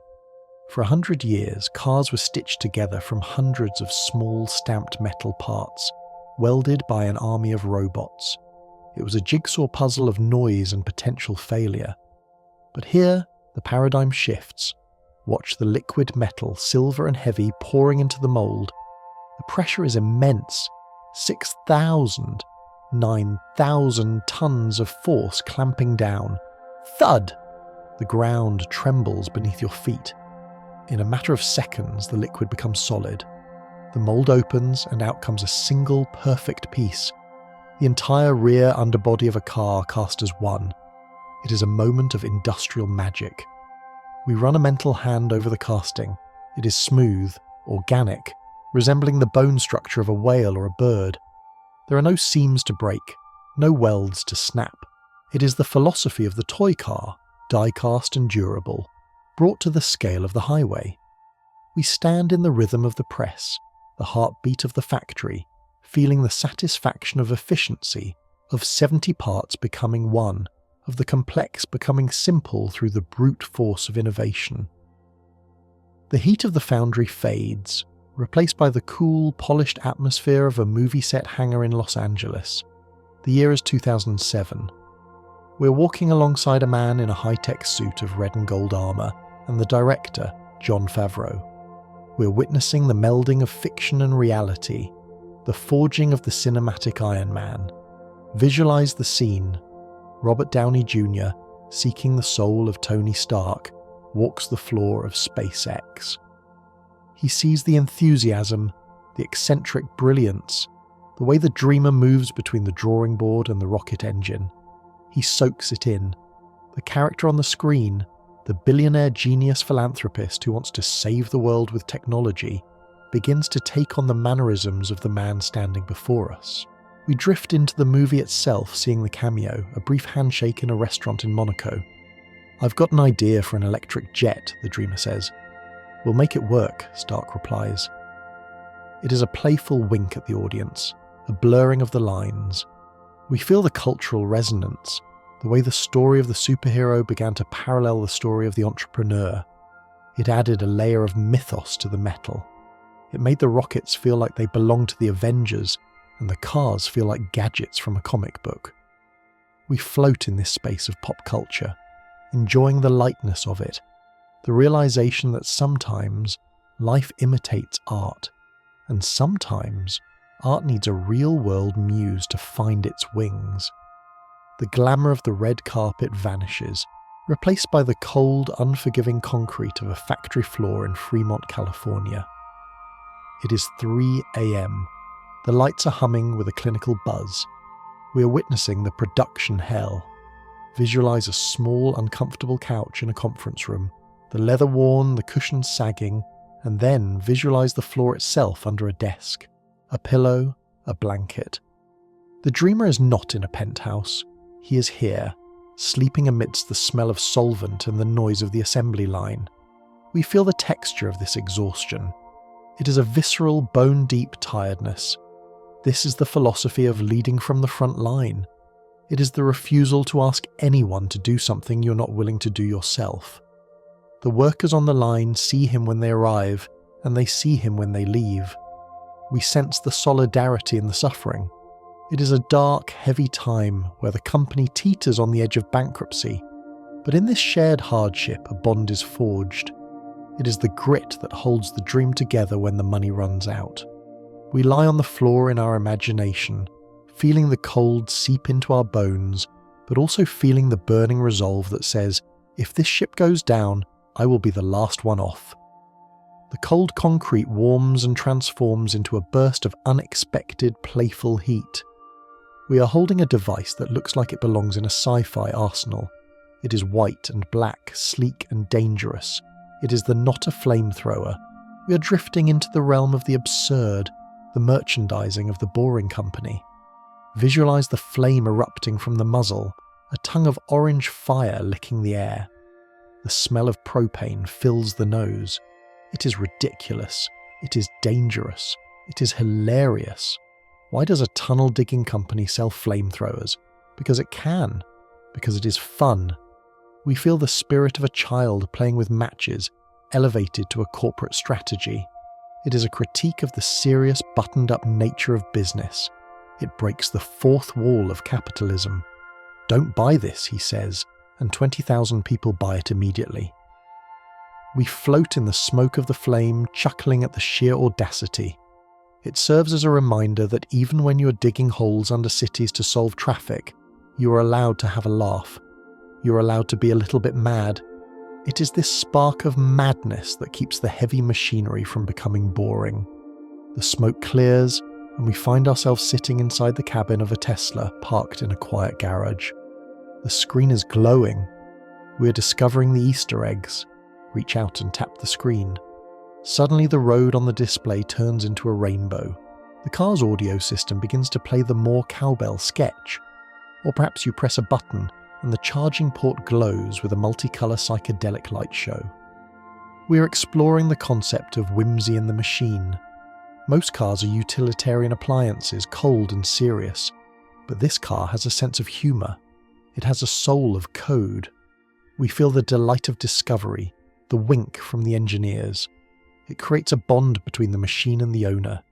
It feels like a secret handshake. We visualise the sketchpad mode, where you can draw on the screen, the fireplace mode, where the screen crackles with a virtual fire and the vents blow warm air. It turns the vehicle into a companion. We relax in the warmth of this digital hearth, appreciating that the future isn't just about efficiency, it's about joy. It's about hiding a treasure chest in the glove box of technology. The playful screen shifts, the colours desaturating into a complex shifting landscape of lines, cubes and vectors. We are entering the mind of the car itself. We are seeing the FSD visualization. Close your eyes and imagine how a machine sees the world. It does not see trees and stop signs as we do. It sees probabilities. It sees a vector space. Visualize a 3D point cloud, a swirling matrix of dots that represents the curb, the pedestrian, the passing truck. The neural network is constantly dreaming this world into existence, updating it 30 times a second. We drift through this digital ether. We see the tentacles of path prediction, ghostly lines stretching out from the car, feeling for the safe route. It is a mesmerizing, hypnotic dance of mathematics. We feel the immense processing power required to turn photons of light into understanding. The car is not just looking, it is thinking. It is predicting the future position of a cyclist, the colour of a traffic light. We float in this stream of data, a river of logic that flows through the silicon brain, marvelling at the attempt to teach a rock how to drive. It is a sensory experience of pure distilled intelligence, navigating the chaotic river of the physical world. The vector lines dissolve into a liquid golden amber, swirling in a lightning bolt-shaped bottle. We are holding a glass of Tesla tequila. Feel the weight of the hand-blown glass. It is cool and smooth. This is the tangible manifestation of a joke that became a business. It started as an April Fool's prank, Tesla, about the company going bankrupt. But now it is a premium spirit. Take a sip in your mind. It tastes of agave, vanilla and oak, with a hint of vindication. We're exploring the art of turning criticism into gold. When the critic shorted the stock, betting against the dream, he released red satin short shorts. When they said the company was insolvent, he released tequila. It is a form of alchemy, taking the negative energy of the market and transmuting it into a collectible. We hear the clink of the glass, a toast to the doubters. It is a relaxing, triumphant sensation, the feeling of winning the game so thoroughly that you can sell souvenirs of the battle. It teaches us to take ourselves lightly, to pour a drink when the world screams panic, and to savour the taste of survival. Finally, the glass fades, and we are lifted high, very high, until the earth is a marble below us again. We are looking towards the black void, waiting for the launch window. Every 26 months the planets align. Earth and Mars swing close together in their cosmic dance, and in this window we visualize the fleet. This is not one starship, this is 1,000. Imagine them lined up in orbit, their silver skins reflecting the sun. They are waiting for the signal. This is the colonial armada. We drift amongst them, these silent giants, packed with seeds, with machines, with people. They are the Mayflowers of the sky. The scale of this vision is oceanic. It is not an expedition, it is a migration. We feel the anticipation of the departure. The engines ignite in unison. 1,000 new stars born in the darkness. They streak away from Earth, a stream of silver fish swimming upstream towards the red planet. It is a beautiful, terrifying, hopeful image. It is the human species finally packing its bags. We rest in the wake of this fleet, watching them shrink into the distance, carrying the light of consciousness to a new shore. The silence of space returns, but it is no longer empty. It is a highway, a bridge built of fire and math, connecting two worlds in the dark. As the silver wake of the colonial armada fades into the velvet backdrop of the cosmos, we turn our inner eye from the ships themselves to the invisible mathematical current that carries them. We are visualizing the architecture of time itself, known as the S-curve of innovation. Visualize a single line drawn on a piece of graph paper in a quiet room. The pencil moves slowly at first, dragging across the rough grain of the paper. It is almost flat, rising inch by agonizing inch. This represents the early days, the years of ridicule and struggle we have already witnessed, the exploded rockets, the nearly bankrupt car company. It feels like walking through deep mud, where every step requires immense energy for very little forward motion. But then, watch the line. It hits a sudden, sharp inflection point, the knee of the curve. The pencil begins to sweep upwards, faster and faster, until it is nearly vertical. This is the sensation of the present moment. We're no longer walking in mud, we're falling upwards. Feel the vertigo of this acceleration. It is the realization that progress is not linear, it is exponential. What took a century to change now changes in a decade. What took a decade now changes in a year. We float along this vertical ascent, feeling the wind of history rushing past our ears. It is a dizzying, exhilarating sensation, knowing that we are living in the steepest part of the climb, where the impossible becomes the inevitable. The slow drift of the river has become a waterfall, but we are falling up, carried by the momentum of compounded technology. The vertical line of the graph transforms into a vertical pole, holding up a canopy of grey canvas. We are back on Earth, but we're not in a gleaming, sterile laboratory. We're standing in a parking lot in Fremont, California, smelling the scent of asphalt and hot tar. The wind is whipping the fabric of a massive sprung structure. This is GA4, the General Assembly line in a tent. Visualize the desperation and the genius of this moment. The factory inside was full, the machines jammed, the production targets missed. Conventional wisdom said, "Wait 2 years to build a new building." The dreamer said, "Build it now." We walk inside this canvas cathedral. It is noisy, raw, and filled with a chaotic, vibrant energy. It feels like a MASH unit in a war zone, but instead of healing soldiers, they are birthing cars. Run your hand along the aluminum frame of the tent. It vibrates with the movement of the conveyor belt. There is no air conditioning, only giant fans swirling the warm California air. It is gritty. It is improvised. It is the physical manifestation of the refusal to wait. We feel the texture of scrappiness, the rejection of the perfect in favour of the done. It reminds us that a palace is not required to change the world. Sometimes all you need is a tent, a parking lot, and the sheer will to make things exist where they did not exist before. We step out of the noisy tent into the cool, silent night of a highway rest stop. The world is dark, but ahead there is a row of tall white obelisks, each glowing with a soft, hollow red light in the centre. We have arrived at a supercharger oasis. Drive the car into the stall. The experience is designed to be frictionless, a meditation on simplicity. There is no credit card swiper, no screen asking for a zip code, no smell of gasoline fumes. You step out into the night air. The cable is thick and heavy in your hand, carrying the weight of massive voltage. You press the button, and the charge port on the car opens like a small, obedient eye. Click. The connection is made. Visualize the flow of electrons. They are rushing from the grid, through the white tower, down the cable, and into the belly of the car. The light on the port pulses green, a slow, rhythmic breathing. It is the heartbeat of the network. We stand there in the quiet dark, perhaps grabbing a coffee, feeling the anxiety of range evaporating. This is not just a gas station. It is a nervous system spread across the continent, a web of red lights that turns the terrifying unknown of the open road into a navigable map of safety. It is the feeling of being tethered to a lifeline that stretches from coast to coast.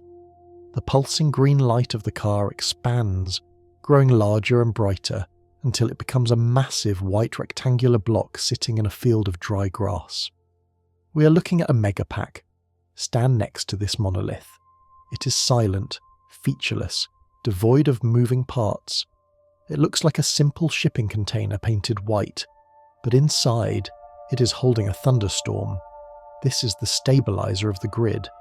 Visualize the old power plants, coal-choked chimneys, spinning turbines, gas flares. They are loud, dirty, and slow to react. When the city turns on its air conditioners all at once, the old plants groan and struggle to catch up. But the megapack is instantaneous. We feel the speed of the battery. The moment the grid wavers, the moment a cloud passes over a solar farm, this white block discharges. It happens in milliseconds. It is a silent guardian, smoothing out the rough edges of our energy consumption. We visualize thousands of these blocks standing in rows in the desert, like the stones of Stonehenge, but alive with energy. They are replacing the peaker plants, retiring the dirty engines of the past. It is a sensory experience of calm, stable power. The feeling of a safety net that catches the falling grid before the lights even flicker. The white exterior of the battery dissolves, and we find ourselves inside a room that is hot, incredibly hot. The air is dry and filled with the deafening drone of cooling fans. We are walking through the aisles of the Dojo supercomputer. This is the training dojo for the digital mind. Visualize the tiles, not ceramic, but silicon. The D1 chips. They are arranged in a specific geometry, designed to maximize the flow of information and minimize the distance data must travel. It is a dense, throbbing brain. We are not processing spreadsheets here. We are processing video. Visualize millions of hours of footage, roads, stop signs, cats running across streets, snowstorms, sunsets. The computer is watching it all at once. It is dreaming of the real world, learning to understand the difference between a plastic bag and a rock. We feel the heat radiating from the racks, a physical byproduct of intense thought. This is the crucible where the self-driving brain is forged. It is a place of immense concentrated logic, burning through electricity to distill chaos into order. We stand in the wind of the cooling fans, humbled by the sheer scale of the computation, witnessing the creation of a machine that can see. The heat of the computer room fades into the cool synthetic fabric of a garment. We're in a design studio touching the material of the SpaceX flight suit. Rub the fabric between your fingers. It is not the bulky pumpkin orange nylon of the shuttle era, filled with zippers and loose pockets. It is sleek, white, and fitted. It feels like a tuxedo made for a vacuum.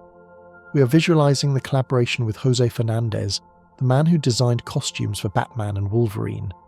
The philosophy here is that aesthetics matter. If you look like a hero, you feel like a hero. We watch an astronaut step into the suit. It is a single piece. The helmet is 3D printed, custom fitted to the skull, locking into place with a satisfying clack. There are no hoses hanging off the chest to snag on switches. The life support connections are hidden in the seat, clicking in at the thigh. It is the marriage of Hollywood cool and aerospace engineering. We feel the psychological shift of wearing it, the transition from technician to explorer. It is a suit designed not just to keep you alive, but to make you feel like you belong among the stars. It turns the astronaut into an icon, a visual anchor for the dreams of the millions watching from below. From the suit, we travel upward, riding a beam of invisible light. We're back in the silent vacuum of space, floating between two Starlink satellites. But look closely. Connecting them is not a wire, but a laser. This is the optical intersatellite link. Visualize a beam of light shooting through the dark, hitting a target the size of a dinner plate hundreds of miles away. In the vacuum of space, light travels faster than it does through the glass fiber optic cables on the ocean floor. We feel the speed of light in its truest form. Data is jumping from satellite to satellite, skipping over the curvature of the Earth, bypassing the ground entirely. It is a mesh network in the sky. Information, a stock trade, a video call, a cry for help, moves at the absolute speed limit of the universe. We visualize the web tightening, the latency dropping to near zero. It is the sensation of the world shrinking, the time lag between intention and action dissolving. We float in the silence, watching these silent conversations of light flickering above the atmosphere, binding the planet in a blanket of instant connection. The beam of light curves downward, aiming for a launch pad in the ocean near New York City. We are visualizing the concept of Earth-to-Earth travel. Imagine boarding a starship not to go to Mars but to go to Shanghai. You strap in. The launch is visceral, a kick in the back that pins you to the seat. You rise above the atmosphere, seeing the black sky, the curve of the blue marble. You are in space.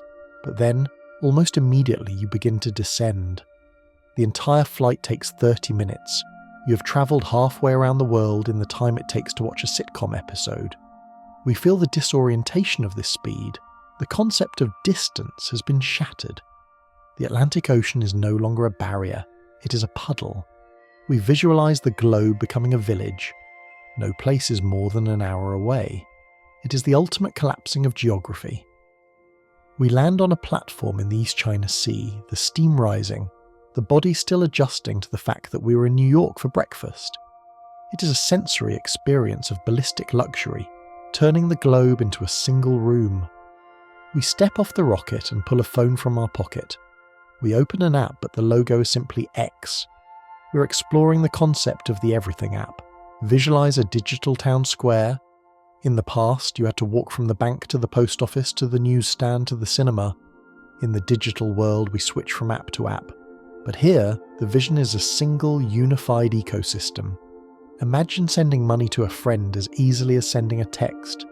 Imagine reading the news, watching a movie, booking a ticket to Mars, all within the same borderless window.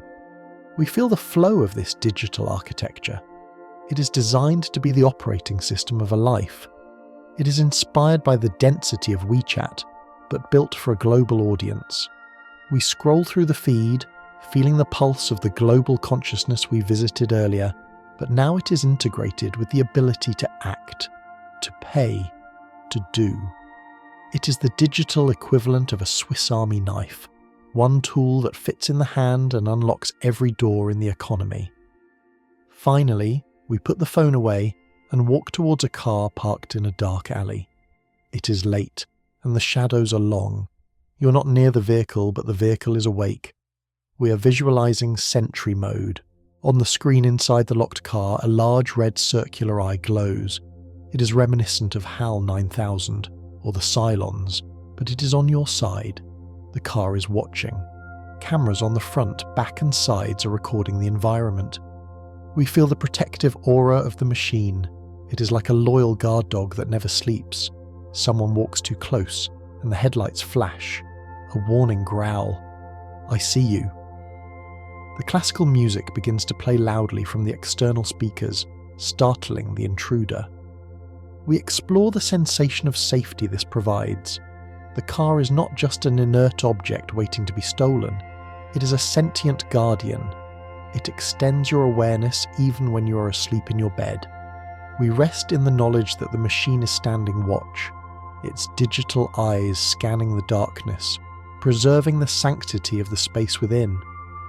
The river of our story flows through this circle of protection, a safe harbour in a chaotic world.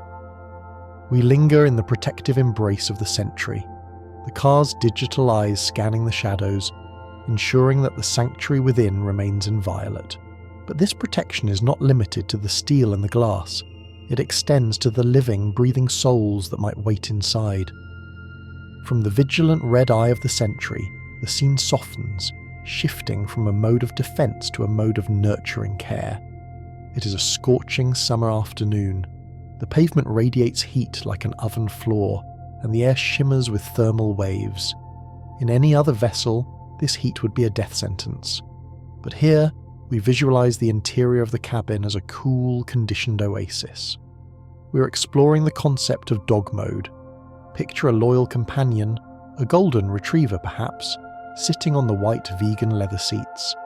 Outside, concerned passers-by might peer in, worried by the sun, but then they see the massive screen glowing with a reassuring message. My driver will be back soon. A digital balloon animal floats gently on the display, bobbing in time with the silent rhythm of the car. The air conditioning hums a quiet lullaby, maintaining a crisp, perfect temperature.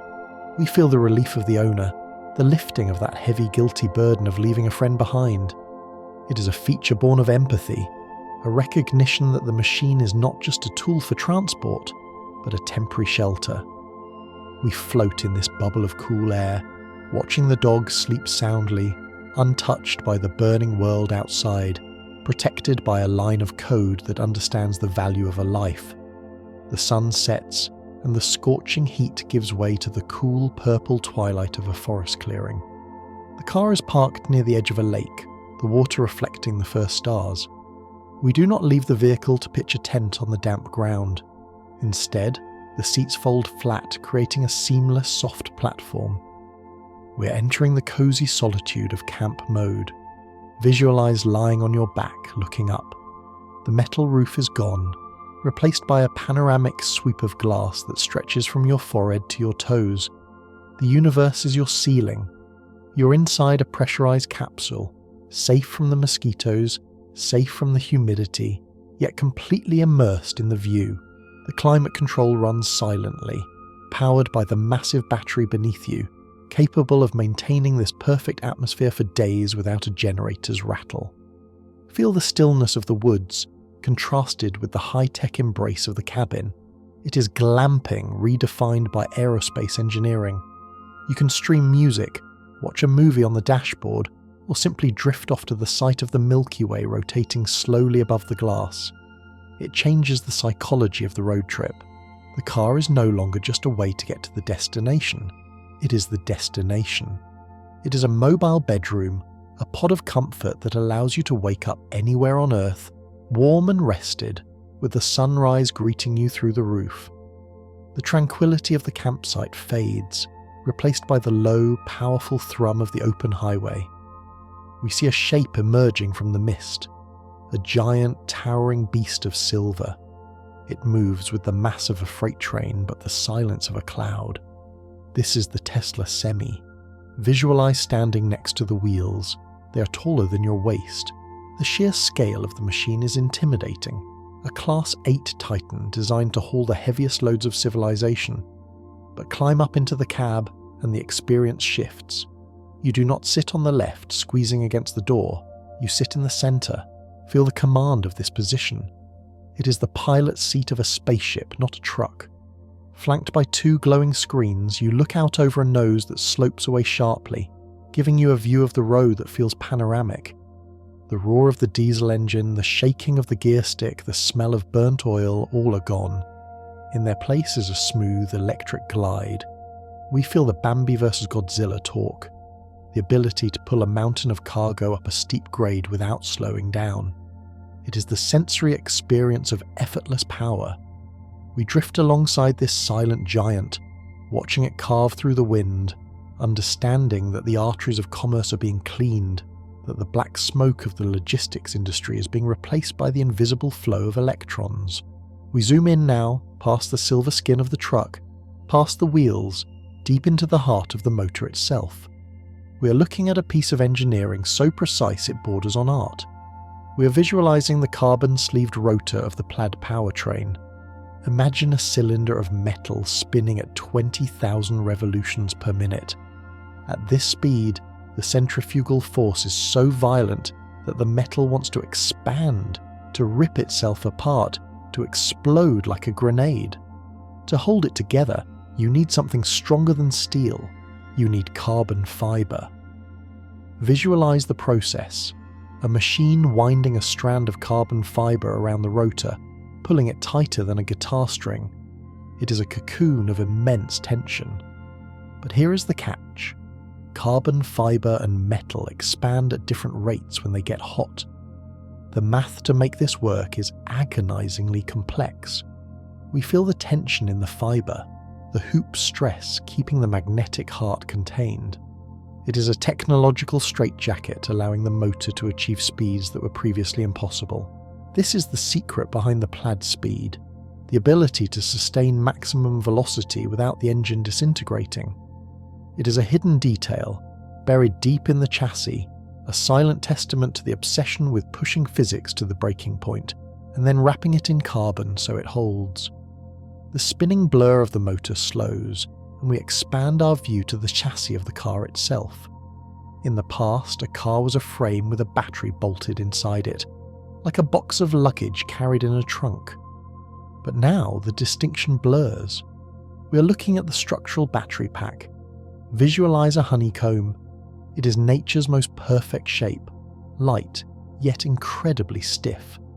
The battery cells are glued together into this honeycomb pattern, and then sandwiched between two steel plates. This sandwich is no longer just a fuel tank. It is the floor. It is the spine. Feel the rigidity of the structure. By making the battery the body, the car becomes stiffer, safer, more responsive. It is the philosophy of the best part is no part. The floor pan is deleted. The battery frame takes its reference from the fuel tanks of aircraft wings. We sense the elegance of this integration, everything doing double duty. The cells store energy, but they also protect the passenger. It is a holistic approach to manufacturing, a realization that in a truly optimized machine, form and function are not neighbors. They are twins, fused together in the same atom. From the engineering of the vehicle, we leap outward, far beyond the atmosphere, to the rusty red surface of Mars. But we're not looking at the domes this time. We're looking at the sky. We are visualizing the concept of terraforming. The planet is cold, frozen, dead. The atmosphere is too thin to breathe. To wake it up, we need heat. We need a sun. Visualize the audacious, controversial idea: nuke Mars. It is not an act of war, but an act of creation. Visualize quiet, precise detonations over the poles, releasing the trapped CO2 from the ice caps. It is a jumpstart for the planetary heart. Or imagine giant mirrors in orbit, reflecting the sun's rays, acting as artificial stars to melt the ice. We watch the time-lapse of centuries in our mind's eye. The red dust begins to soften. Clouds form. Real, water vapor clouds. Rain falls on the Martian surface for the first time in 1 billion years. Lichen begins to grow on the rocks. We feel the temperature rising, the planet taking a deep breath as the atmosphere thickens. It is the ultimate gardening project, a vision of playing God not to destroy, but to incubate life on a cosmic scale. We return from the future of a planet to the intimate present of a small glass bottle sitting on a shelf. It is shaped like a lightning bolt. This is the Tesla tequila. But next to it, there is something even more curious. A whistle. The cyber whistle. Pick it up. It is cold, heavy, made of medical-grade stainless steel. It is angular, mimicking the brutalist lines of the Cybertruck. Why does a car company make a whistle? We feel the texture of the Trojan horse marketing. It is a physical token of the brand's philosophy. Take a mundane object and over-engineer it until it becomes an artifact. Blow the whistle. It is a sharp, clear sound. It is a joke. Don't blow the whistle on Tesla, buy the cyber whistle. But it is also a collectible. It connects us to the playful, meme-driven culture that powers the brand. It is a reminder that in the high-stakes world of global finance and rocket science, there is still room for the ridiculous. It is a piece of the future you can hold in your pocket, a stainless steel totem that says, "We are having fun while we change the world." The sharp sound of the whistle fades into the soft, crackling sound of burning logs. We are back inside the car, but the screens have changed. We are entering romance mode. The central display is no longer a map. It is a high-definition video of a fireplace. The logs pop and hiss. The air vents begin to blow warm air, pulsing in sync with the visual flames. Soft, romantic music, perhaps a saxophone or a gentle piano, fills the cabin. We feel the mood shift instantly. The cold, technological space becomes a warm, intimate hearth. It is humour and heart coded into the operating system. We visualize a couple sitting in the car, parked by the ocean in the rain, basking in this digital warmth. It is a feature that serves no utilitarian purpose. It does not make the car go faster or further, but it makes the car feel alive. It turns a machine into a wingman. We relax in the glow of the virtual fire, appreciating the softness that has been programmed into the hardware, the understanding that humans need warmth just as much as they need transportation. From the intimacy of the fire, we expand our consciousness to the entire globe. We are looking at a map of the world, but it is covered in a complex equation. We are visualizing Master Plan Part 3. This is not a plan for a company. It is a plan for a species. The question is simple. Is it actually possible to convert the entire Earth to sustainable energy? Or are we doomed to burn fossils forever? Visualize the math. It is a giant balance sheet of energy. We see the cubes of storage needed, 240 terawatt hours of battery storage. We see the land area needed for solar and wind, less than 0.2% of the land surface. It is a tiny square in the corner of a map. We feel the solvability of the problem. The anxiety of climate change is often paralyzing, a feeling of inevitable doom. But here, it is broken down into a shopping list. We need this much nickel, this much iron, this much manufacturing capacity. It is a sensory experience of order emerging from chaos. We see the path clearly. Electrify the grid, electrify the fleet, switch to heat pumps, use hydrogen for industry. It is a towering edifice of hope built on a foundation of arithmetic. We rest in the certainty of the numbers, knowing that the physics works, and all that remains is the work itself. Finally, we drift to a moment of pure, visceral speed. We are sitting in the cockpit of a car, gripping a steering wheel that isn't a wheel at all. It is a yoke. It looks like the controls of an airplane, rectangular and open. Your hands find the 9 and 3 positions naturally. The view of the dashboard is unobstructed. There is no rim blocking the screen. It feels futuristic, demanding a new kind of muscle memory. And then you press the accelerator. We are visualizing the launch of the Plaid. This is not just fast, it is Spaceballs fast. It is ludicrous. The sensation is not like a gas car building up revs. It is instant. Your head is pinned back against the headrest with 1.02 Gs of force. It is the feeling of falling off a cliff but horizontally. Your vision tunnels, the stomach drops. It is a violence of physics that feels almost magical. The car grips the asphalt, the carbon-sleeved rotors spinning into a blur, and the horizon leaps towards you. We feel the adrenaline spike, the sheer, childish joy of going faster than a falling stone. It is the ultimate expression of the electric advantage, a silent, crushing acceleration that leaves the internal combustion engine gasping for air in the rearview mirror. The river of our story rushes forward, carried by this surge of power, blurring the lines between the present and the future. The adrenaline of the Plaid launch, that silent, crushing force that blurs the horizon, slowly begins to ebb. The tunnel vision widens and the heart rate slows, matching the rhythmic thrum of the universe. We leave the asphalt of the test track and ascend once more into the upper atmosphere, where the air is thin and the sky turns a deep, bruising purple. We're drifting alongside the descending stage of a Falcon 9 rocket. The engines have cut and the long, soot-blackened cylinder is falling back to Earth. But it is not tumbling out of control. Look closely at the top of the booster, near the interstage. 4 strange, serrated structures unfold from the fuselage. These are the titanium grid fins. Visualize a giant metal waffle iron, or a toast rack forged from solid titanium to withstand temperatures that would melt steel. They are not solid wings. They are lattices, allowing the air to flow through them. Watch as they catch the hypersonic wind. They glow a dull, angry red, then a bright, searing orange as the friction of re-entry heats them to the melting point of lesser metals. But they hold. We feel the immense aerodynamic pressure pushing against them, steering the falling skyscraper.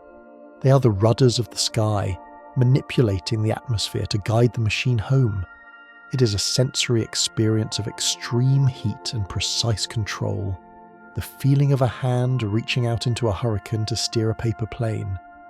We marvel at the raw durability of the material, a single-piece casting that serves as the only thing preventing the rocket from becoming a fireball, turning the chaotic tumble of re-entry into a graceful guided glide.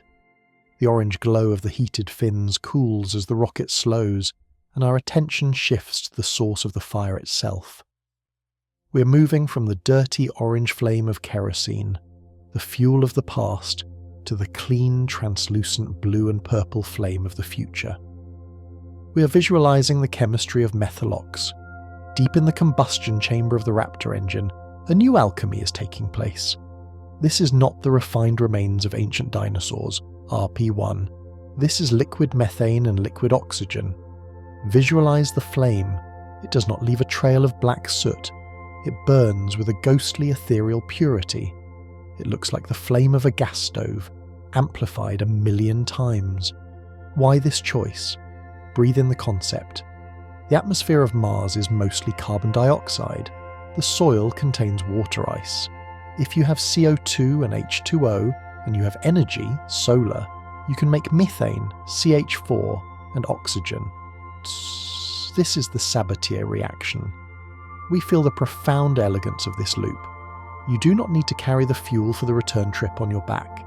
You can harvest it from the thin, alien air.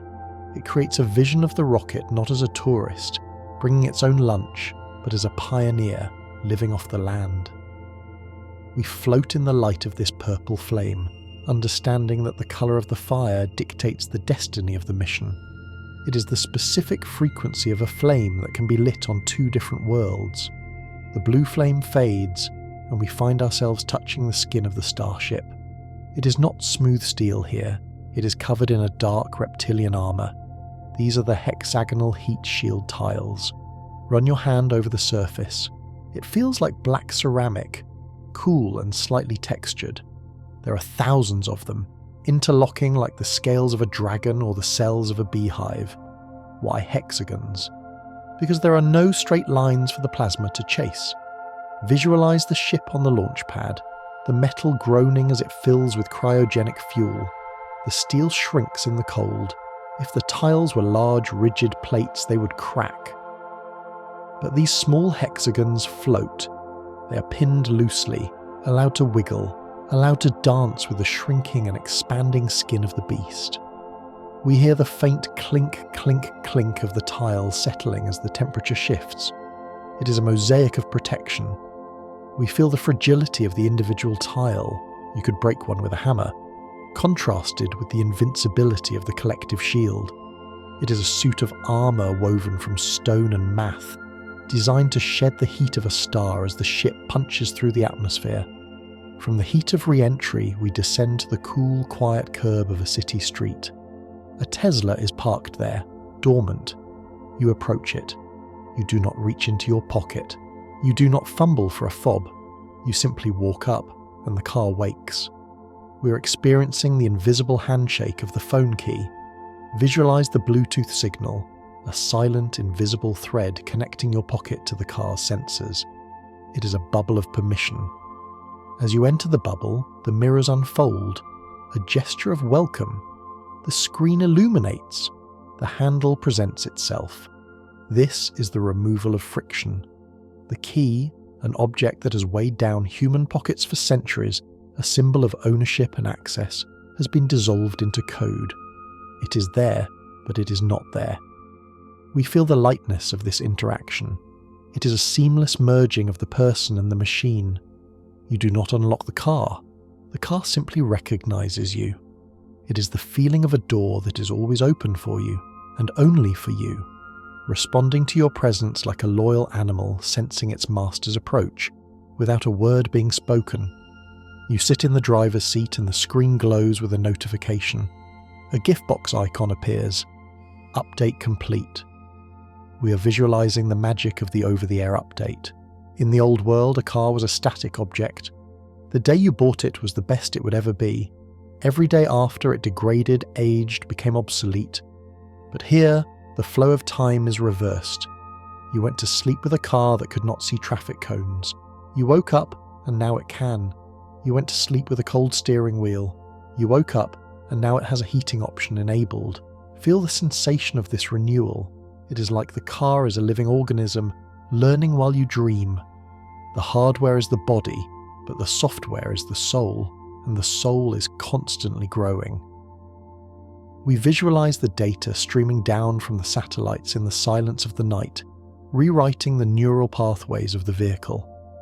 It brings a sense of wonder to ownership, the anticipation of what's new. It transforms the machine from a decaying asset into an appreciating intelligence, a device that gets smarter as it gets older. The screen fades, and we are transported to a whimsical, almost surreal landscape. The air is filled with a scent that is confusing, smoky, musky, yet strangely appealing. We are holding a ruby red bottle in the shape of a gem. We are smelling burnt hair. This is the essence of repugnant desire. We are drifting through the humour that funds the serious work. Visualize the boring company, digging deep, dark tunnels under the earth.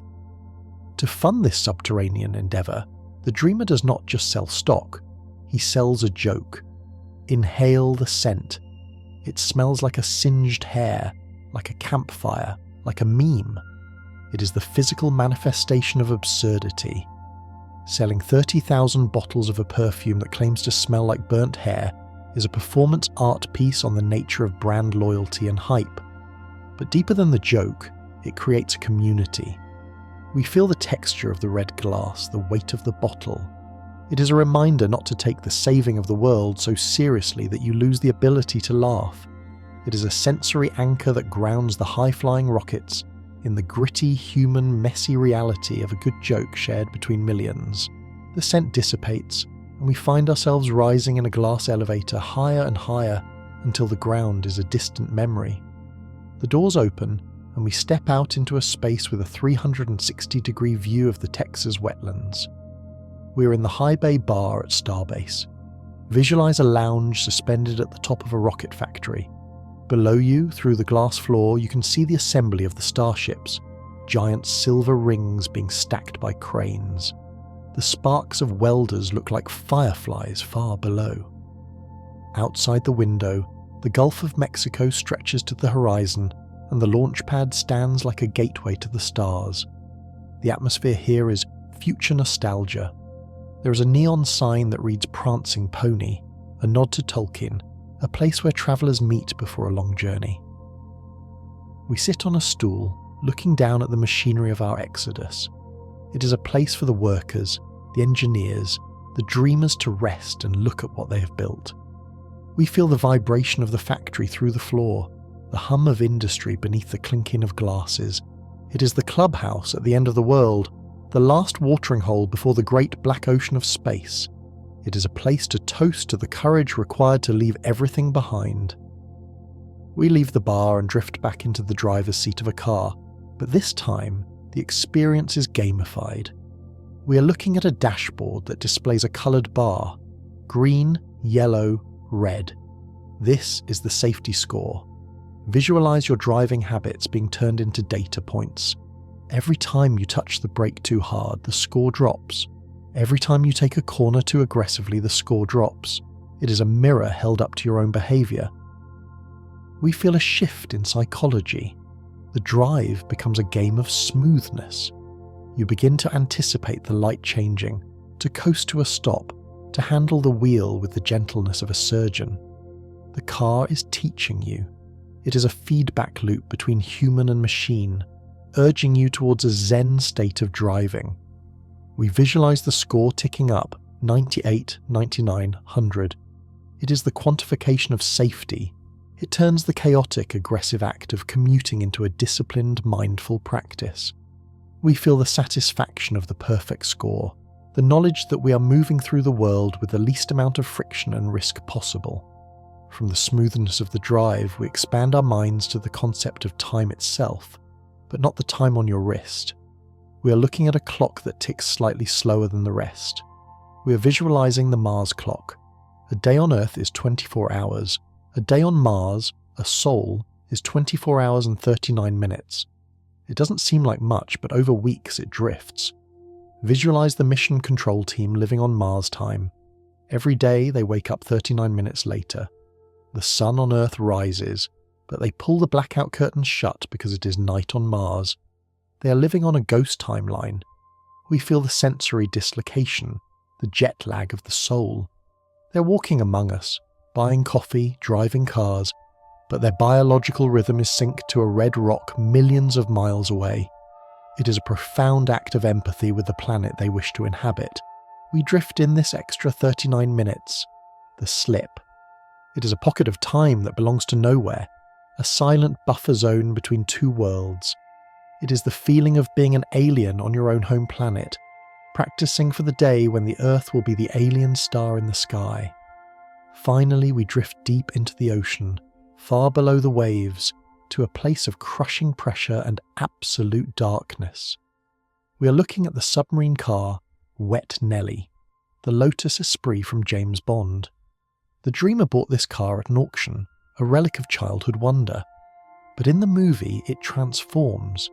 In reality, it was just a prop. It couldn't actually turn into a submarine. Visualize the disappointment, followed immediately by the spark of engineering determination. I will make it real. We're exploring the drive to bridge the gap between fantasy and physics. We float around the white, angular shape of the car in the dark water. We visualize the electric thrusters extending, the wheels retracting, the cabin sealing tight. It represents the refusal to accept that it's just a movie. For the dreamer, the movies are blueprints. We feel the playfulness of this ambition, to take the toys of our imagination and fill them with batteries and motors until they actually work. It is the ultimate rejection of the impossible, a silent promise made in the deep water that one day the car will not just drive on the road, but will dive beneath the waves, making the fiction of the past the reality of the future. The river of our story pauses here, submerged in the quiet, weightless potential of the deep, where the line between what is real and what is dreamed is washed away. We rise slowly from the crushing depths of the ocean, leaving the submarine car in the silent dark, ascending through the layers of blue, lighter and lighter, until we break the surface. We find ourselves floating not on water, but on the edge of time itself. We have arrived at the final horizon. Visualize a blank canvas, vast and white, stretching out infinitely before you. It glows with a soft, inviting luminescence, like the sky just before the sun breaks. We are contemplating the final, most essential concept, the philosophy of radical optimism. Throughout this journey, we have seen rockets and robots, tunnels and electric veins. But these are merely the tools. The engine that drives them is a specific, unshakable belief held deep in the core of the dreamer, the belief that the future can be better than the past. In a world often addicted to cynicism, to the comfort of predicting doom, this optimism acts as a rebellion. It is a physical force, as real as gravity. Feel it in your chest, a lightness, an expansion. It is the refusal to accept that humanity's best days are behind us. Imagine standing on the prow of a great ship looking forward into the mist. Most see storms, the dreamer sees new continents. This is the X variable, the unknown element that we fill with our hope. We realize now that the rockets to Mars are not about escaping Earth. They're about opening the door to a morning where we can wake up and be excited to be alive. It is the simple, profound desire to look forward to tomorrow. We bask in this feeling of scope. We understand that we are not just biological accidents clinging to a rock. We are the custodians of the only known light in the void. Every invention, every risk, every sleepless night we have witnessed is an act of love for that light. It is a promise that the story does not end here, that the book of humanity has many, many more pages to be written, and that the next chapter is going to be the most extraordinary one yet. We stand in the warmth of this unwritten future, feeling the immense, comforting weight of possibility. The universe is not a cold, dead place. It is a canvas waiting for us to paint it with life. The canvas slowly fades, dissolving into a soft, velvety mist. The river of our story has reached the ocean. The current slows, the water becomes still. We're drifting now in the great, quiet sea of sleep. The images we've collected, the silver rockets, the silent cars, the red planet, the blue flame, begin to recede, drifting away like paper lanterns floating on a dark lake. They're glowing gently, moving further and further into the distance, becoming small points of light, indistinguishable from the stars above. Let them go. You do not need to hold them anymore. The weight of the knowledge has become light, transforming into a blanket of comfort around your shoulders. The heavy lifting is done. The rockets are safe in their hangars. The factories are humming a low rhythmic lullaby. The satellites are watching over the world so you don't have to. Feel your body sinking deeper into the mattress, as if gravity itself has become a gentle embrace. Your breath is slow, like the tide rolling in and rolling out. In, out. There is nothing left to build tonight. There is nothing left to solve. The dreamer is resting, and so must you. The silence of the room is heavy and sweet. The darkness is not empty. It is a soft cocoon, wrapping you in peace. Your eyelids are heavy, so heavy. The connection to the waking world is thinning, snapping gently thread by thread. You're floating free, drifting, sinking. The story has become a dream, and the dream has become silence. And now, 101 wonders are resting with you. Sleep now. Good night.